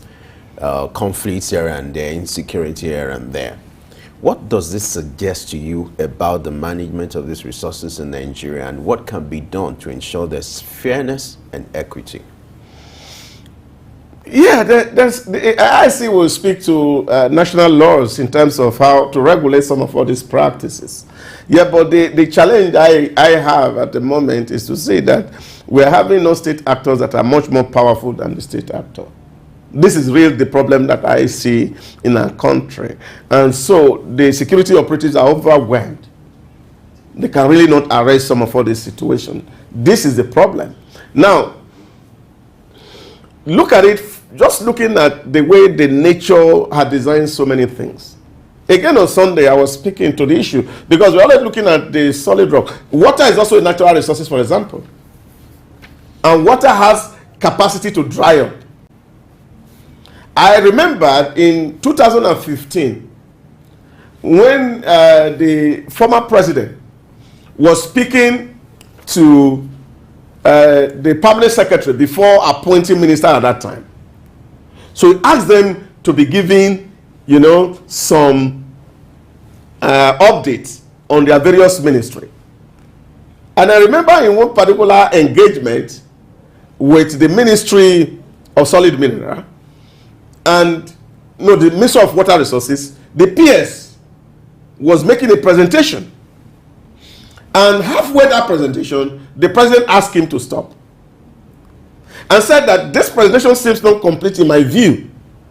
And he said there was a certain report which he saw while he was in Sandhurst training as a military officer that focused on Lake Chad, its drying up and its impact on the whole of northern Nigeria. That when he stumbled on that particular research, he brought it to the attention of the then head of state, Olusegun Obasanjo. Nigeria invested some money, I think he said about 55 million at that time, to further that research. And he said it was gazetted. And that report was somewhere that they had not spoken to it. So which also speaks to the fact that water dries. Because the Lake Chad Basin has dried up, what is the effect on us? Desertification. That up to about close to 40-50% of the landmass in the northeast has been taken over by desert. And you have this attendant effect of migration, which is creating pressure in the Mindo belt that we talk about herders farmer crisis. So you see, if we don't look at our issue holistically, we will be seeing that we are not paying attention to things that can dry up, even including water. Look at it. Abuse and the use of boreholes in Nigeria, where people are looking for water. I was speaking to people in my close. We have about 8 houses in the close, and every single house had a borehole. And I was asking one of our landlords, but this is not fair. We could have one borehole in that street, and everybody have access to it. It's better than every house having a borehole. Because what you're doing is that you're actually crossing the earth. And I was saying on Sunday to some group of young boys, look at it. Morocco, earthquake. 2,000 people lost to earthquake. Now we say, oh, Nigeria was not prone to an earthquake. And I said in the last 10 years, we have seen tremor in Abuja. And this is the activities of humans who are trying to find comfort, drilling the soil, cracking the earth crust upon which all of us are sitting, without realizing that one day these things can split open and all of us will have no life. I think that the government needs to be very deliberate in how people are exploiting the resources that nature has given to us, so that all of us can collectively have a life to live after we enjoy for a brief moment. But talking about water, you know, they refer to water as life. Yes. Water is life. Water is needed for almost every activity of life.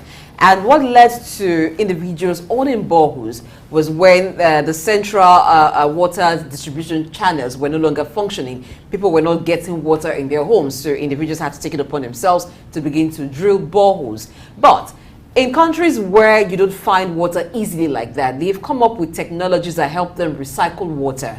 And even researchers have talked about, and environmentalists have talked about how much of waste, how much we waste water in Nigeria. So what can we do to ensure that there is water available and we do not disturb nature in trying to get water?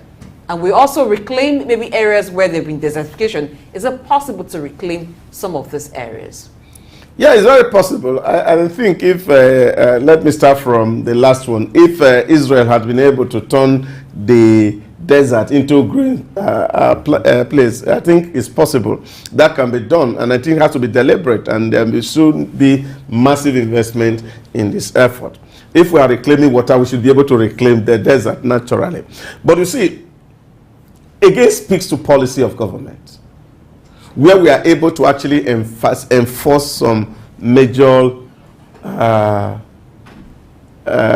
do I call it now, policy or laws to regulate practices. Now, in these areas that you're speaking to, you see what they're doing? They are recycling water. They are not looking for it underground. So, recycling technology is also available, and people can have it. But you see, there must be a deliberate law, for example, in Nigeria that forbids people from seeking borehole. Because we don't see it today, the impact today. But there's an impact that will affect all of us tomorrow and collectively. So this is the issues that we speak to. It's not just borehole. There are a whole lot of things that we are not doing well here. And this is also speaking to the issues. People who are urban planners, city planners, need to also take into consideration. Now, these wastewater are able to be recycled because you have a central sewage system where you can collect all these things. And I think that as building new cities, we must deliberately invest in this basic infrastructure. That also even brings me to the questions, apart talking about water, talking about rock, talking about this underground. Even the use of our land space, which is also a natural resource to us. We have been sitting on a land size of about 923,000 square kilometers since Nigeria was born. That land mass is not going to increase. But our population is increasing annually by about 2.5%. And if you factor that 2.5%, we are saying by 2030, we will be reaching about 300 or 350 million people. And by 2050, Nigeria will be about 450 million people, still sitting on the same land size. Now, what are our planners doing? We are still issuing C of O to development companies to be developing horizontally without thinking about populations that are coming in the future. Whereas cities like China with bigger landmass are growing and developing vertically.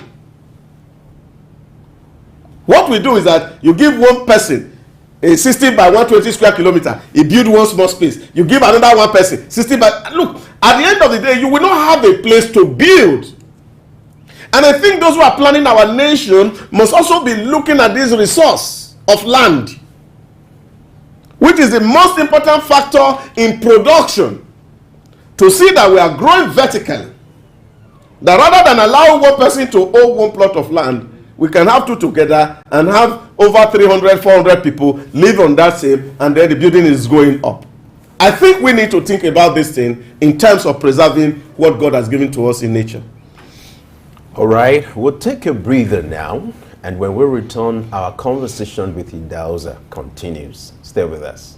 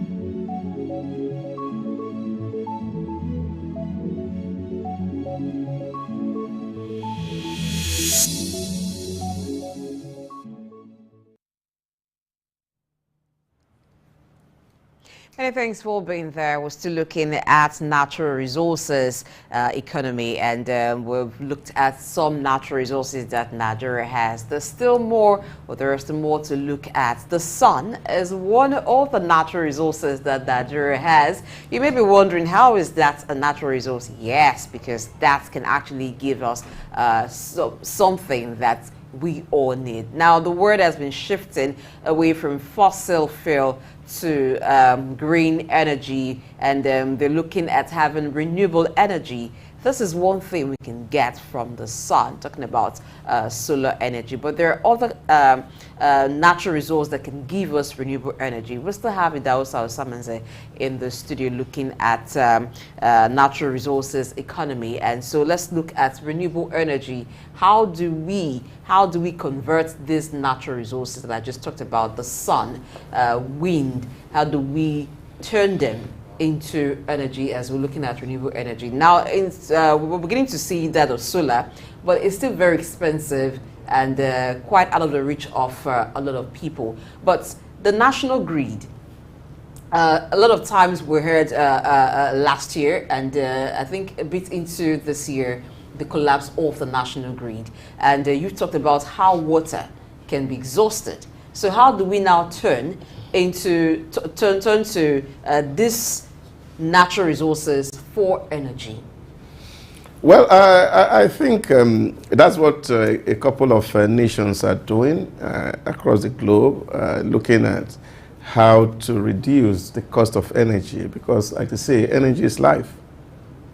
Look at places, we are lucky in this part of the world because God has given us good weather.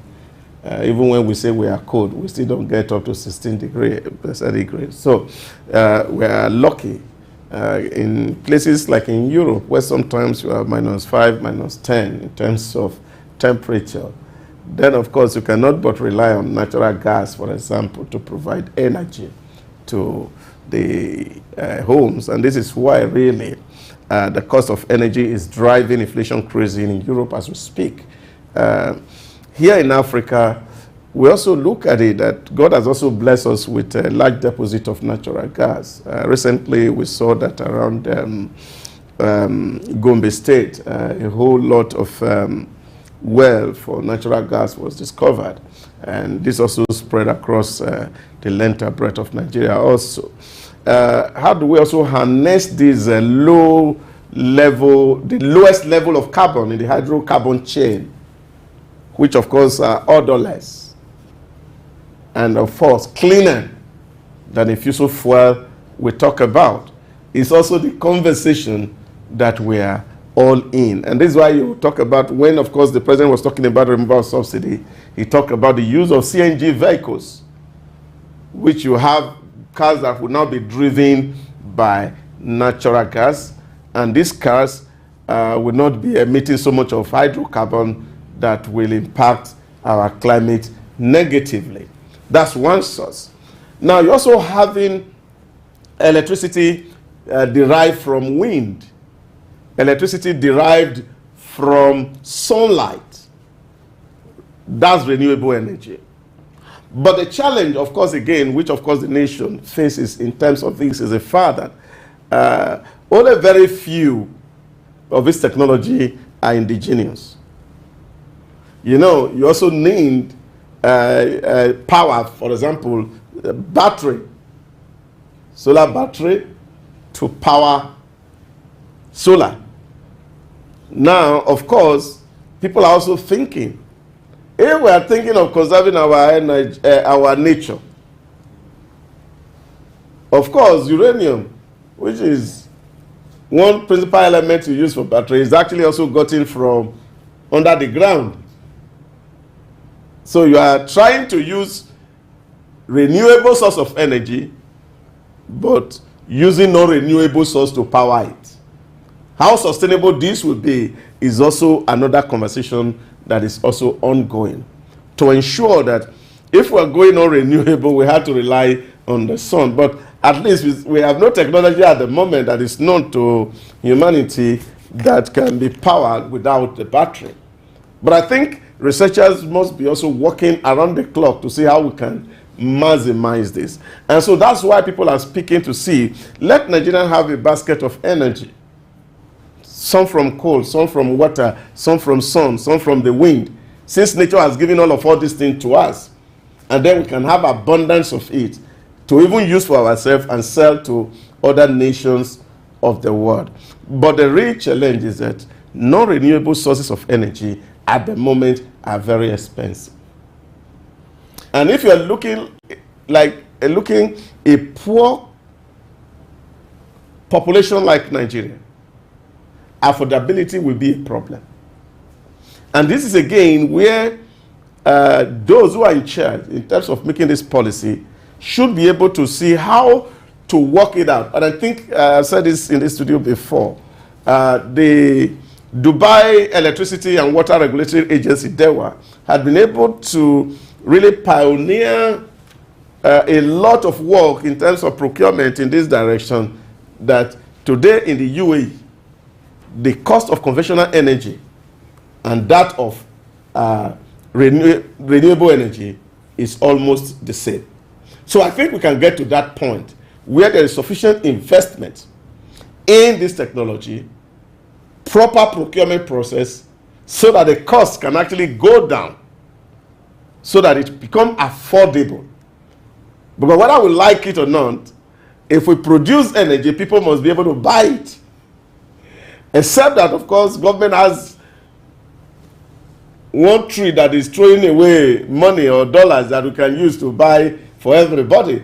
Otherwise, I think the onus is on regulators to see how we can implement policies that can drive down drastically the cost of non or renewable sources of energy, so that they can complement what we currently use. With that call to action, we have to just wrap up this segment. Hidauza, thank you so much for sharing your thoughts with us on this subject. All right, we'll take another break now, and when we return, we're going to have another conversation with another guest. Who that is going to be, you'll find out after this break. Stay with us.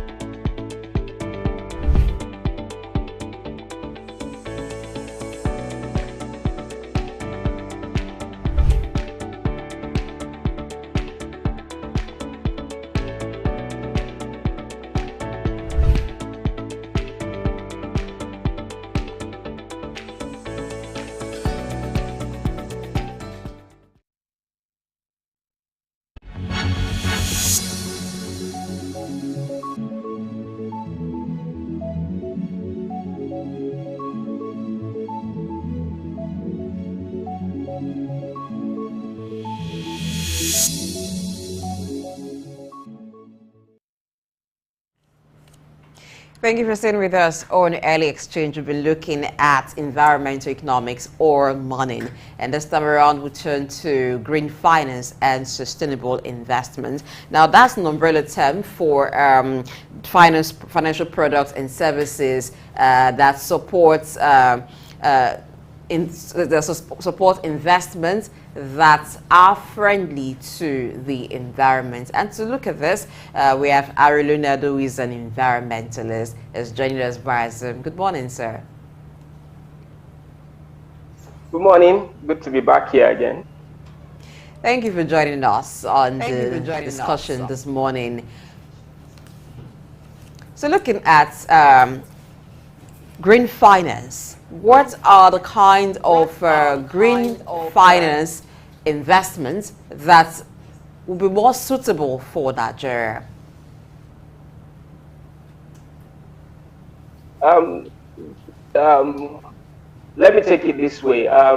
Green finance definitely has to do with things related to climate change effects, reduction of the effects of climate change. So you talk about things like making sure we have low carbon emission, You could use all these big grammar most of the time, but it's basic things like, for instance, the cars you drive, um, the what comes out of your exhaust, the emissions that come out, how do you reduce it? The fridges, the ACs you use in your house, how do you use the ones that, how do you discard the ones that give out a lot of carbon and start using the ones that don't, which involves a lot of technology. Now, to do this kind of things, for instance, if I am already using something that emits a lot of carbon, and you come and tell me to stop using it, and I don't have the money to replace that car or replace that AC or replace something there, what do you think I will do? I would not be able to do that. So green finance is what now enables me to have the resources. So it's like a bond or funds provided by an organization to help me stop emitting carbon.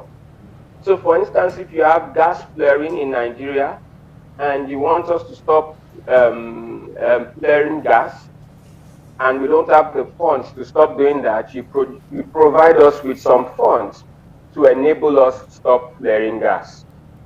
So that's what the whole thing is about.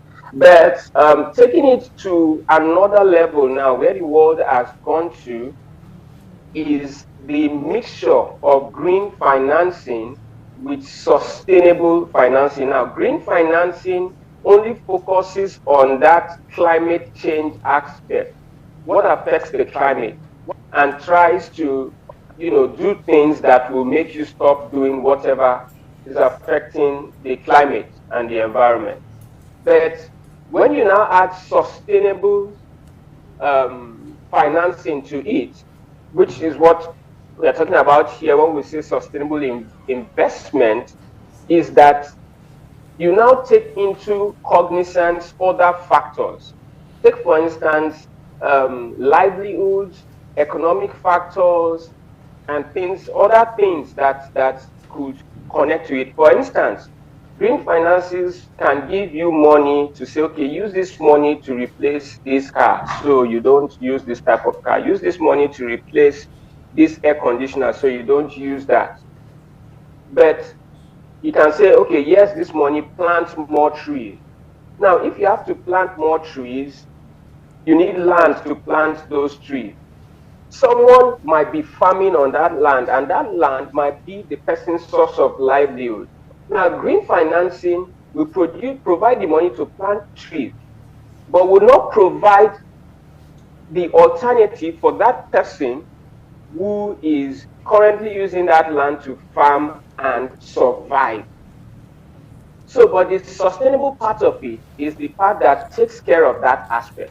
So it's a combination of both, that a country like Nigeria, where we have a lot of people, struggling to survive, needs not just the direct green financing that finances those green projects. And we could talk about that as the show goes on. But the real thing that works for us is where you take into cognizance what happens in the land, the economic issues that happen, the livelihoods of the people, as well as that thing you're trying to, the low carbon emission that you're trying to reduce. And then you also look at the sustainable use of these resources. How can you use these resources sustainably to affect economic growth? So that combination of the green financing and sustainable financing is what gives you that, and that is what Nigeria needs right now. All right. The federal government issued the first green bonds in Nigeria. That was in 2017, about 10.6 billion naira worth of that. Now, talk to us if this has justified the intended purpose, this investment over the years. That's not just the only investment, but that's just the first, which happened in 2017. And you can agree with me that over the years, investment have been made in billions. But the question is, has this investment justified the purpose intended? No, it has not. the truth is, let's first of all applaud the administration that did that. That was the first of any African country. You see, a lot of times we look about negative things about Nigeria and we don't look at the other positive things that happen in the country. Now, that was the first of any African country. Not just that, that was the most ambitious, even worldwide, for you to start such a project and release that 10 point something billion. And I think in 2019, another, how much is it? About 15 billion was released in 2019. Now, we have not gotten any feedback from the government to show us the effects of this thing. And from the small knowledge I have, I've not gone to really find out. I know an organization released a report once, Premium Times released one investigative report once, but I don't know what follow-up has been done about it. But one thing I got from it was that the focus of that bond was mainly on planting trees. Maybe that was the first phase. I don't know what else, they need to do. Who that was given to, the bond was given to, I don't know. And it's supposed to be something like a debt relief kind of thing, So it was focused on planting trees. The execution was poor. There were some squabbles in some villages, just like what I talked about, where land was taken away from some people to plant trees. And the owners came and revolted, and that ended that project. They stopped the project because the process was not properly done. Like I said, if you're taking this land to plant trees and the people are dependent on the land, what else are you doing? So we have always said that the problem we have here is execution. And that has been the problem. There's no monitoring and evaluation, no tracking the process. Or we just come, we announce that, oh, this has been given. And the media takes it that, oh, government plans to do this, government does this. But after it's done, who follows up? Nobody does that. And that is the challenge we have. Now, some of the things you require to make this thing work is you have to look at what kind of resources do you have? What labor do you have? Which Nigeria has. We have the land resources, we have alternative resources, energy, and other things we could do. We have the labor, we have the people. Capital to do the project. Now, if Nigeria could release that amount, which worldwide was regarded as one of the most ambitious worldwide, to start with that kind of huge amount for that, that means we have the ability to source the capital. Then entrepreneurship. We all know Nigerians are one of the most enterprising people worldwide. We succeed anywhere. So if you properly plan this project and you're able to give people funds to do things, they will do it and make good use of it in Nigeria. We've been doing that. Power generation for most businesses are self-done, they don't depend on government for it. They buy their gens. So that's the basic of being and then the last part is the technology part, which is something that we lack. And it's not that we lack the technology, because like we had in one of the past programs, if you go to the best technology firms worldwide in any sector, you find Nigerians there. It's on record that a Nigerian, was behind the fastest computer in the world, for goodness sake. A Nigerian is making billions from, what's it called? What you use now, this latest technology in cyber security and all that. In the US, it's a Nigerian. A Nigerian has done technology for real estate management, which is one of the best in the world. They are all outside this country. They are everywhere. Locally, we now have so many technology hubs in Nigeria right now. We're even using such things to do a lot of things in the world. And currently, when you talk about the use of online technology, Nigeria is about the fastest growing in the world. So we have young people who have this ability to do this.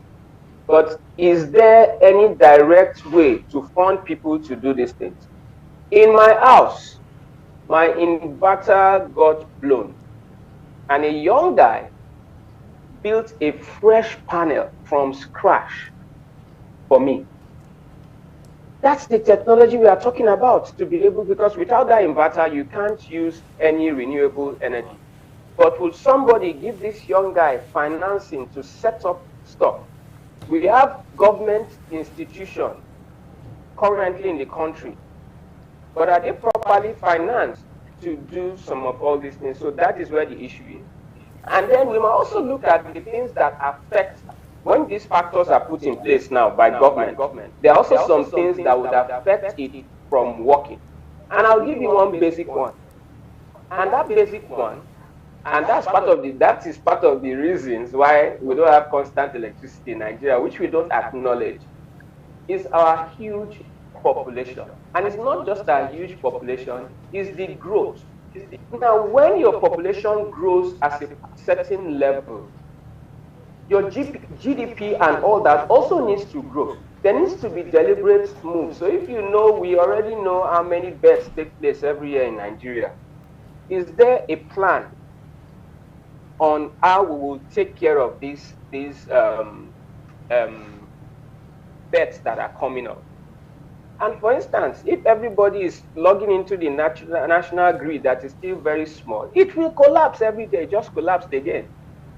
Then we look at inflation, which is part of the reason why prices of everything has skyrocketed. You mentioned that solar investment now it's very costly for the average Nigerian to deal with. What is the problem? It's inflation.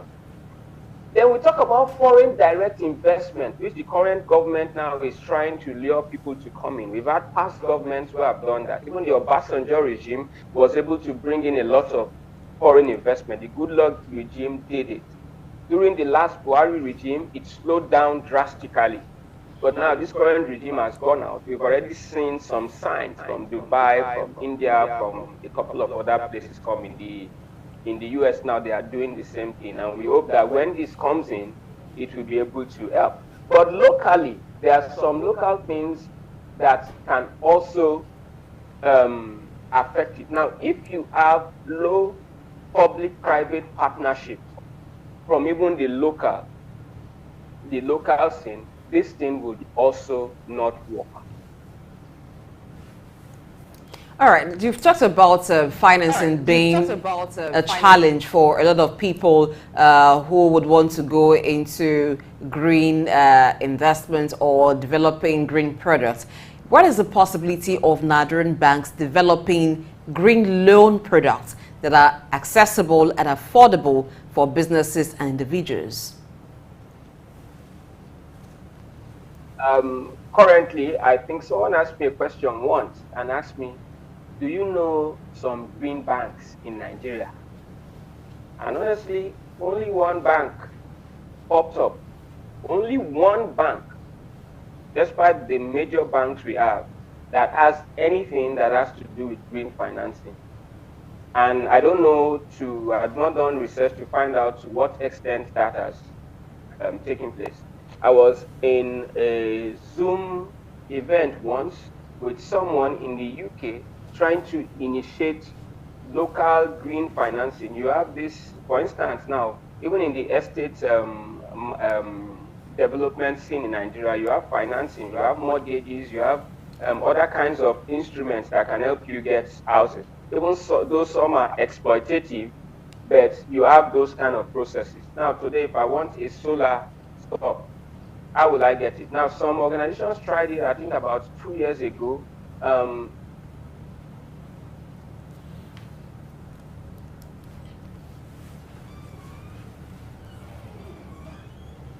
Oh, we seem to have lost connection with Aaron. He was talking about green financing in Nigeria. Like he said, you know, how many banks? How many green banks? Green banks do we have in Nigeria? I think what we have here is more, you know, the universal system of banking, where the commercial banks take up this responsibility when they are being compelled to do that. And the challenge is not even, the availability of these funds, is the fact that how accessible, these funds for an average investor who want to access this, just like an average loan in Nigeria. If you need to access a loan in Nigeria, you're being asked this and that to provide these in terms of documentation. By the time you look at the bottleneck, you are discouraged. And you look at the fact that you need this money to actually do a particular kind of business at a particular time. But by the time you look at the duration and the requirement needed for you to be able to meet up this loan, you either go either way. Same thing is playing out when it comes to green bonding or financing. It's a familiar terrain, but it's something we have to look at critically. Alan Taro is back with us. I'm glad to have you join us once again. Okay, Yeah. we're talking about the green banks. We are not having enough of of the green financing banks. we are talking about. Yes. You can go ahead with your thoughts. You can go ahead with your thoughts. You can go ahead. Yes. Okay. There's also what is called green central banking. And you see, so if we don't have our private owned banks coming up with green bonds, because before any private, this is a national thing, it's a government-led thing. It is not a private-led. Private can come in when the government support, like you were talking about those bottlenecks and all that. And only one bank, and I don't know why that bank did that. Maybe that's the bank the government worked with to release that bond, who knows. But there's what's called green central banking. Now, and I've not heard that in Nigeria. I don't know much about fiscal policy, what it really is. That's not my field. But I know that there are things around fiscal policy that makes these processes to be easy. And these other commercial banks, well, they want to make money. They want to know how they'll get their money back. Can come in. Now, so if Nigeria can get up and implement this green central banking, where they are able to provide funds and resources that these other private banks can now, tap into or do some waivers for them, whatever kind of policy that makes investing in these things work. Like the guy in the US, they got frustrated because probably finances they were expecting to help to give out these loans to individuals to set up solar stuff does not work. Then there's another one that we also do not talk about in Nigeria. And I don't know, maybe it's the Western culture that's infiltrated us so much that we now live in silos. See, go online, there is what is called community green financing. And we had MAMSA in those days, talking about social mobilization, mobilizing people. We've been able to do things over the years. Women, done by Miriam Babangida Center, where you have, and we have what we call even this local ajo that we do to do projects. In most of your associations, you have that. Now, but we've not seen, these are things that are our local ways of generating funds to do things. But we keep looking at what the foreign countries do, but we don't look at what works for us locally. For instance, so if government comes and enlightens communities that, look, we've had communities build schools. The secondary school I went to, which is one of the most popular schools in Nigeria, then, was built by the community as far back as 1949. And it's a major, huge college. We've had these things in Nigeria. So we could also come up with an enlightenment program that would encourage community green financing. Where communities could come together, pool money together, you can call it ajo or whatever, and begin to give people monthly loans to take care of their energy needs. The marketers at Alaba Market, for instance, rather than waiting, we don't wait for government for most of our things, can come together and do community financing to take care of their power needs in Alaba Market. But sometimes, just like we said in the last thing, it is now that the federal government is allowing states to generate power and do all that. So government needs to come up. Some of these organizations might not even know, or communities might not even know, because education is key, might not even know that this is something they could do to solve this kind of problem. So government has to come up with a project, because I don't understand what the National Orientation Agency is really doing, because it's national orientation. So anything that is expected to make the country good, it's not just you just come once a while and say, oh, maybe during election you come and say, oh, talk about company. Anything that will make us as Nigerians live well, do it. He that knows the good he ought to do it. If you don't do it, it is sin. That is the National Orientation Agency. So you come in, so enlighten people that look, government is able to provide this. Now, because of our population and our demands and our needs, the government structures can't meet our needs. Now, you guys can come together and then do this. We will support you by providing XYZ. And with you can bet the billions that will come out to finance projects. So if the power problem and labor market, for instance, is taken care of by traders and government give them tax waivers, what do you think will happen? There will be ripple effect. Prices of goods come down, and so many things will happen. Yeah. We're due for another break now. When we return, our conversation with our guest will continue on green financing. Stay with us.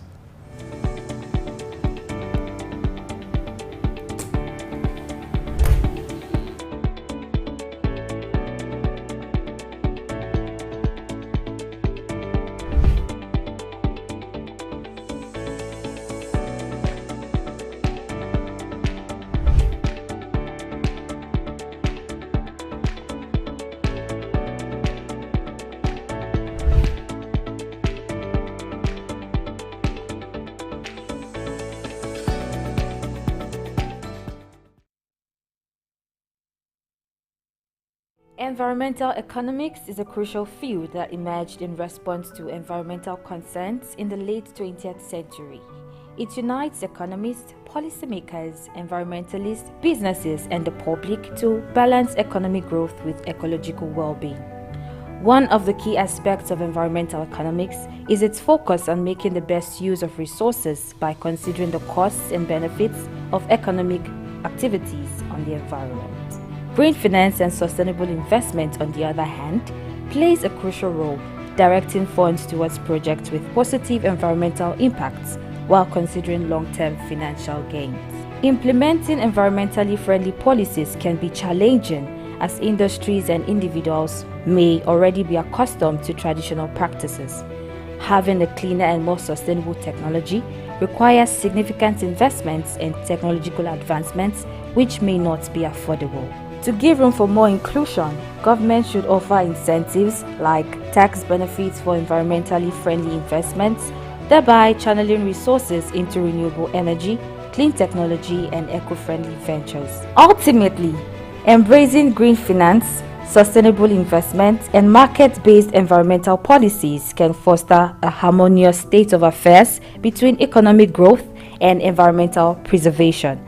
By incentivizing sustainable practices through financial mechanisms, we pave the way for a future that not only bolsters our economy but also safeguards our planet. Alfreda Ambebasi, Souk News.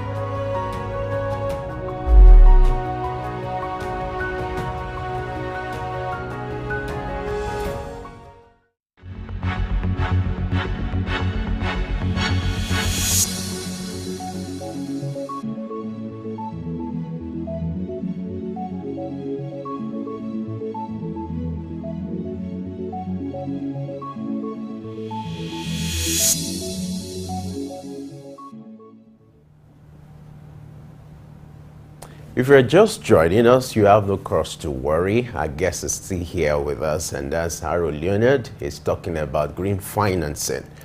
Glad to have you join us once again, Maro.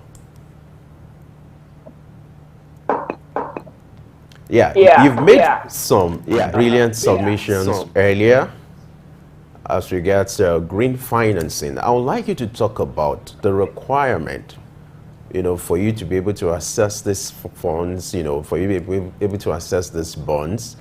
There are issues of bottleneck when it comes to the requirement. I want you to talk to us, for people to understand what it takes, what is required for you to be able to access these funds, and what can be done to ensure that you unbundle this kind of bottleneck so that there will be easy access to these funds.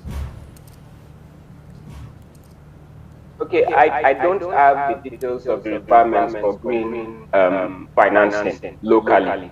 I don't have it. And that is the part of the challenges we have when we talk about education, enlightening the public. Now, for instance, we have the Federal Mortgage Bank. The processes for accessing funds from the Federal Mortgage Bank to build your house is clear, it's there, everybody can see it. Now, for those people who are doing financing in estate management, we have them so many estate companies. They list out all what you need to get that. So if, for instance, only one commercial bank in Nigeria has that stuff, how would we know? And I think what is there currently is the same process for you to get a loan to do any other thing, with interest rates that will be as high as 20-something%. I think it's the same thing. I don't have the details, but I don't think from that singular bank that is currently doing this in Nigeria that there is any waiver. That's why it has to come from the government. The bonds that were released by the federal government, the only thing we have seen that it was used for was working with a company to plant trees. And we shouldn't be thinking in the kind of archaic way we think about only trees. We know that one has to be done. But the real financing that is required now is financing around technology. That is the part. In fact, in the early days when this green financing thing came up, technology was not part of it. That's what I said. It started with just reduce carbon emissions at that level. But now technology has gone way back. So you are now talking about having financing things that could lead to energy efficiency and also enhancing a circular economy.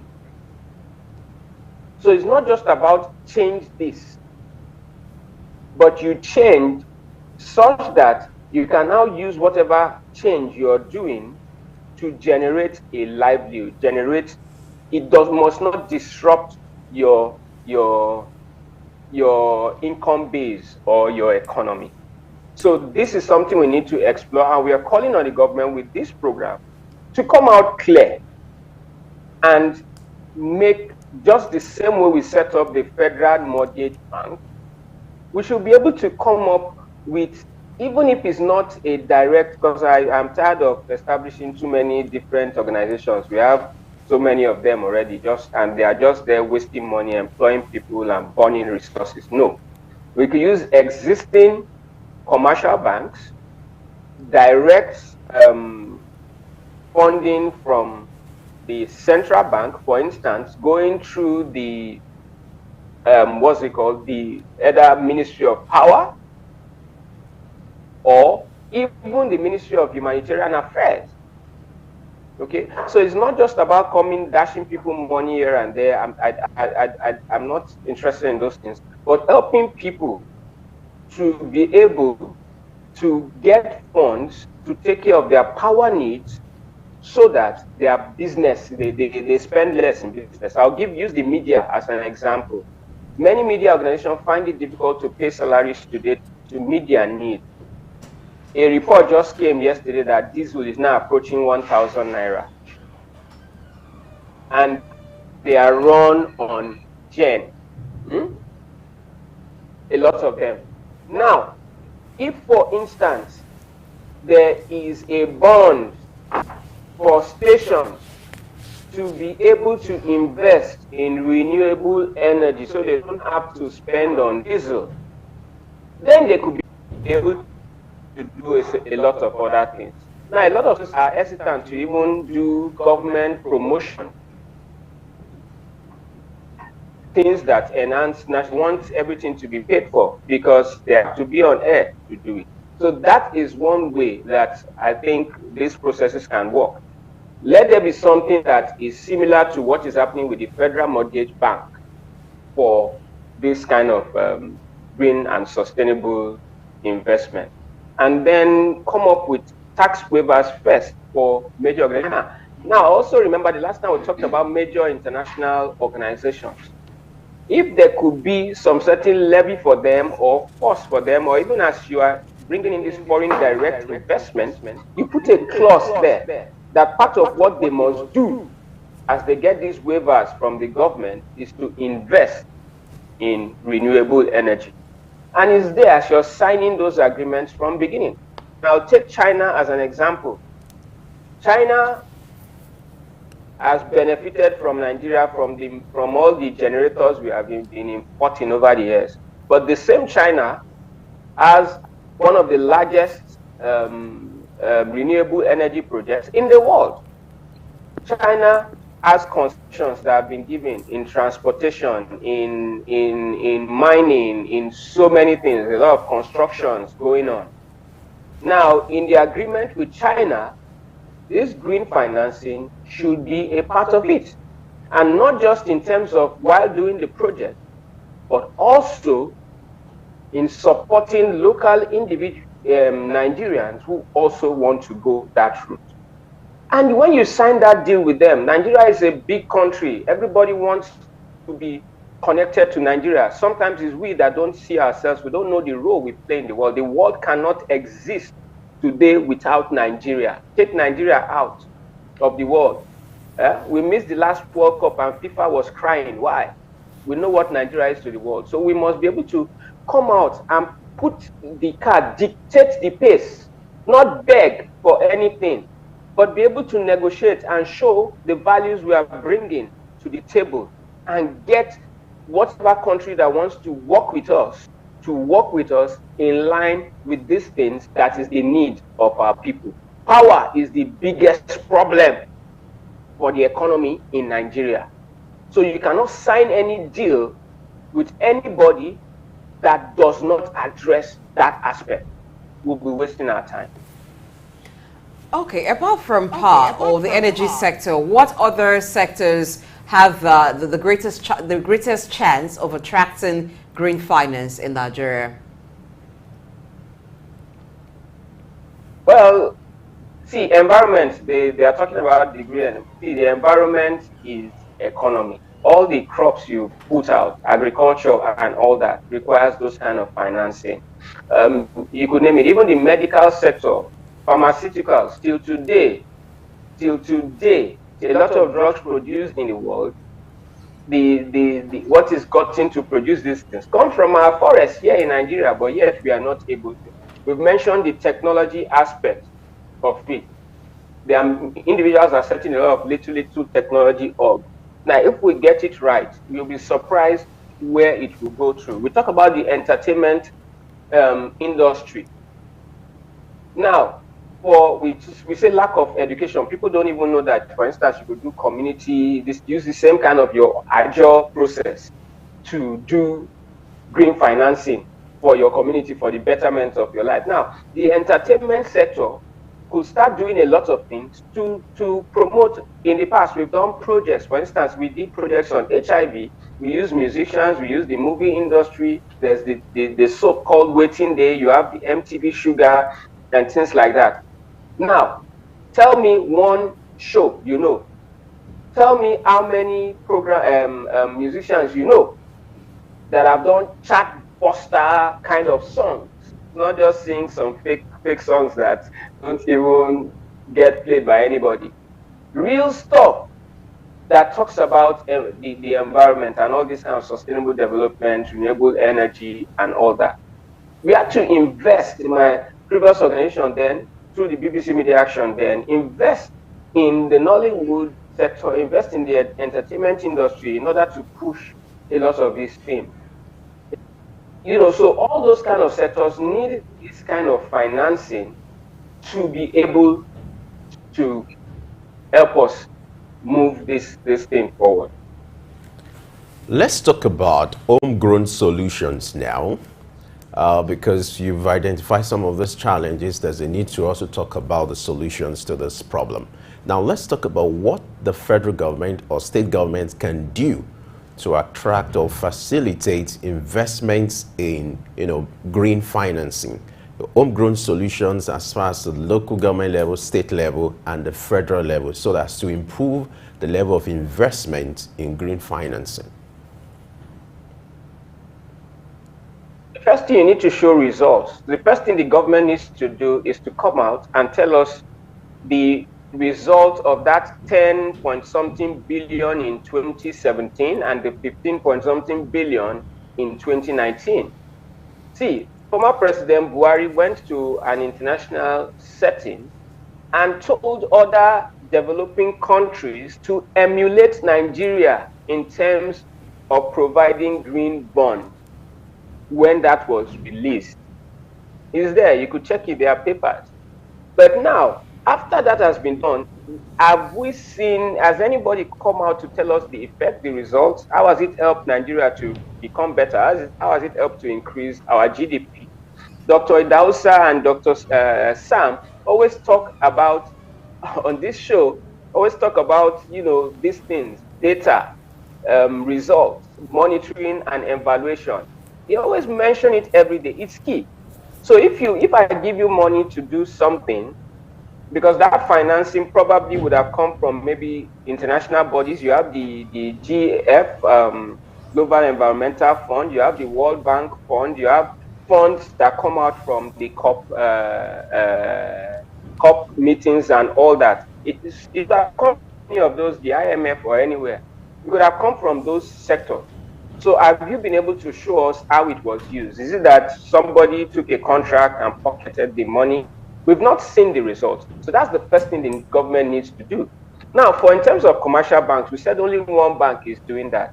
They are there to make money. If I pump in this money, how will I get it back? How would it improve my rating as a bank? That people will look at me and say, hey, this is a bank we want to be part of. Now, we talk about private investment. Dangote has set up a refinery in Lagos. Now, he was giving some certain things, concessions and all that. Now, if certain environment was not created for him to operate, he wouldn't put that in. You see the kind of huge investment. He wouldn't come in to put that kind of investment. So those are some of the things that government needs to do. Any bottleneck anywhere, you remove it. But the most important thing, the one you have already done, which is the most ambitious in the world, the first in Africa, show us results. We've seen some other countries that have been able to show the world. We don't even have any documentary to show what Nigeria has been able to do in terms of renewable energy. But I've watched for other African countries, even small Rwanda here. We've seen it. We've seen things in South Africa where you can generate power and now sell your power to your neighbors or by sending it back into the grid, and they give you a rebate. And they pay you for it and they sell it to someone else. And that has been in existence in South Africa for well over a decade or more. And if you go there and check the people who helped to do these things, it's Nigerian. So those are the things the government need to do. Show us the results, and then money will come in. For instance, now that this light rail has started, and we begin to see how it's helping the people to get to work faster, cheaper, and all that, you will see loads more of investments will come in, but the government needs to lead. There's always what they call your local, if any international organization is giving you certain amount, they expect you to do your own local funding. Sometimes it's not about providing the money, but it's about providing the environment, providing land, providing the structure, providing tax rebate, providing this and that. Now, those things are now quantified into money, and they'll now say, okay, the government is providing so amount of billions to this project. But it's not that they provided that money physically. And I say we have all the resources to provide. We don't have the physical cash, but Nigeria has everything to provide in you. The other time we talked about exchange, green exchange. They are bringing in the funds. We are providing something else for them. Okay? All right, let's look at risk. Are there risks associated with sustainable investment? And if there are, how can Nigerian insurance companies develop green insurance products to protect businesses and individuals? Well, the insurance person will come and talk about that, but we know there are risks in everything in Nigeria. There are risks. There's nothing you do in this country that you can say, oh, if I throw my money here, I will get it back. There is nothing. Just a matter of, say, local goods, transporting goods from one location to another. Flooding happened in Lagos recently. What happened? Do you know the billions that would have been lost in the process? Moving to things, what happened with in the Lokoja aspect? Have the losses been paid for, paid back? No.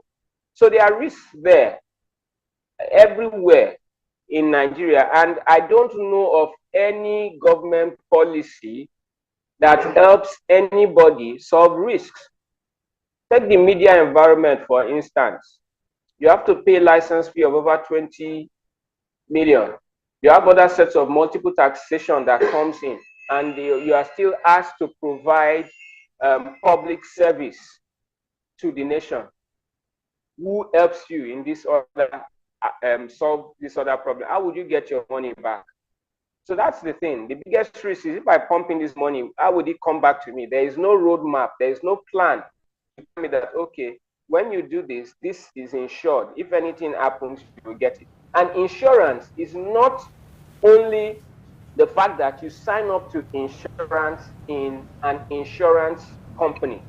Those companies also are concerned about making money. But insurance is more of other things that go with it. Tax, for instance, is there. So all those other things. Okay, we talk about our roads, facilities that you would require to do certain things. You know, all those kind of they call it creating an enabling environment. I can't remember most of the factors that are around the enabling environment, but that is just it. That's the main insurance. So once the environment is good, it's enabling. As an individual, I will see prospects on my own, but now I can't. Currently in Nigeria, if I generate power, I can't sell it. You know, so All right.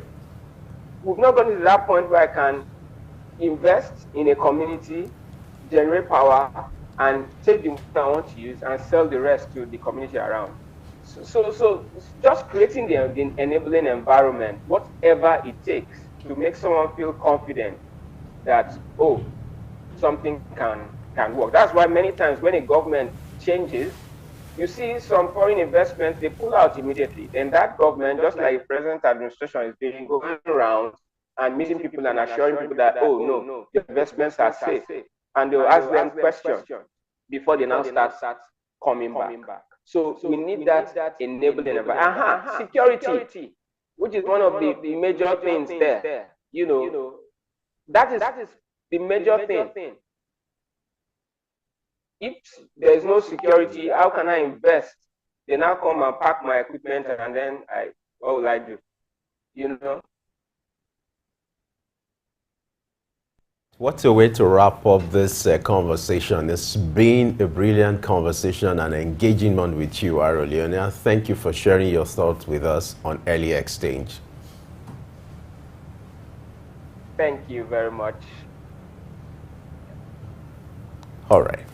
So he talked about so many things as regards green financing, and my takeaway is the fact that there's a need to improve the level of public awareness. You know, a lot of people are not even aware of what green finance or green bond or bonds are all about. Yes. And he talked about the need for public orientation, the need for the federal government to take that initiative to enlighten Nigerians, and then homegrown solutions, you know, to make sure that these funds are available. You have a situation that foreign investors are coming into our space to even take up this initiative. Of course, we have commercial banks who could do that, because you could find a way to accommodate green financing to the commercial business. And I'm looking forward to days where we have more of green banks in Nigeria. Yeah, I'm looking forward to that too. And it takes people to know the benefit of a thing for them to want to be a part of it. And I think the reason why we do not have a lot of green banks in Nigeria is because we've not taken it upon ourselves as a major thing to do, going green. It's just something new, and we're taking baby steps towards it. But I think we should begin to take giant steps in that direction. And that's the show today. Thank you very much for being a part of it. We value your time with us all the way from 7 a.m. till now. I am Blessing H. The show will return tomorrow at 7 a.m. West African time. Coming up at 10 a.m. is Business Insight. Just stay tuned. Femi. All right, don't forget you can do a catch-up on our social media platform and our YouTube platform. The conversation continues. Until we return afresh the next episode, I am Femi Ayodele. Have a nice time.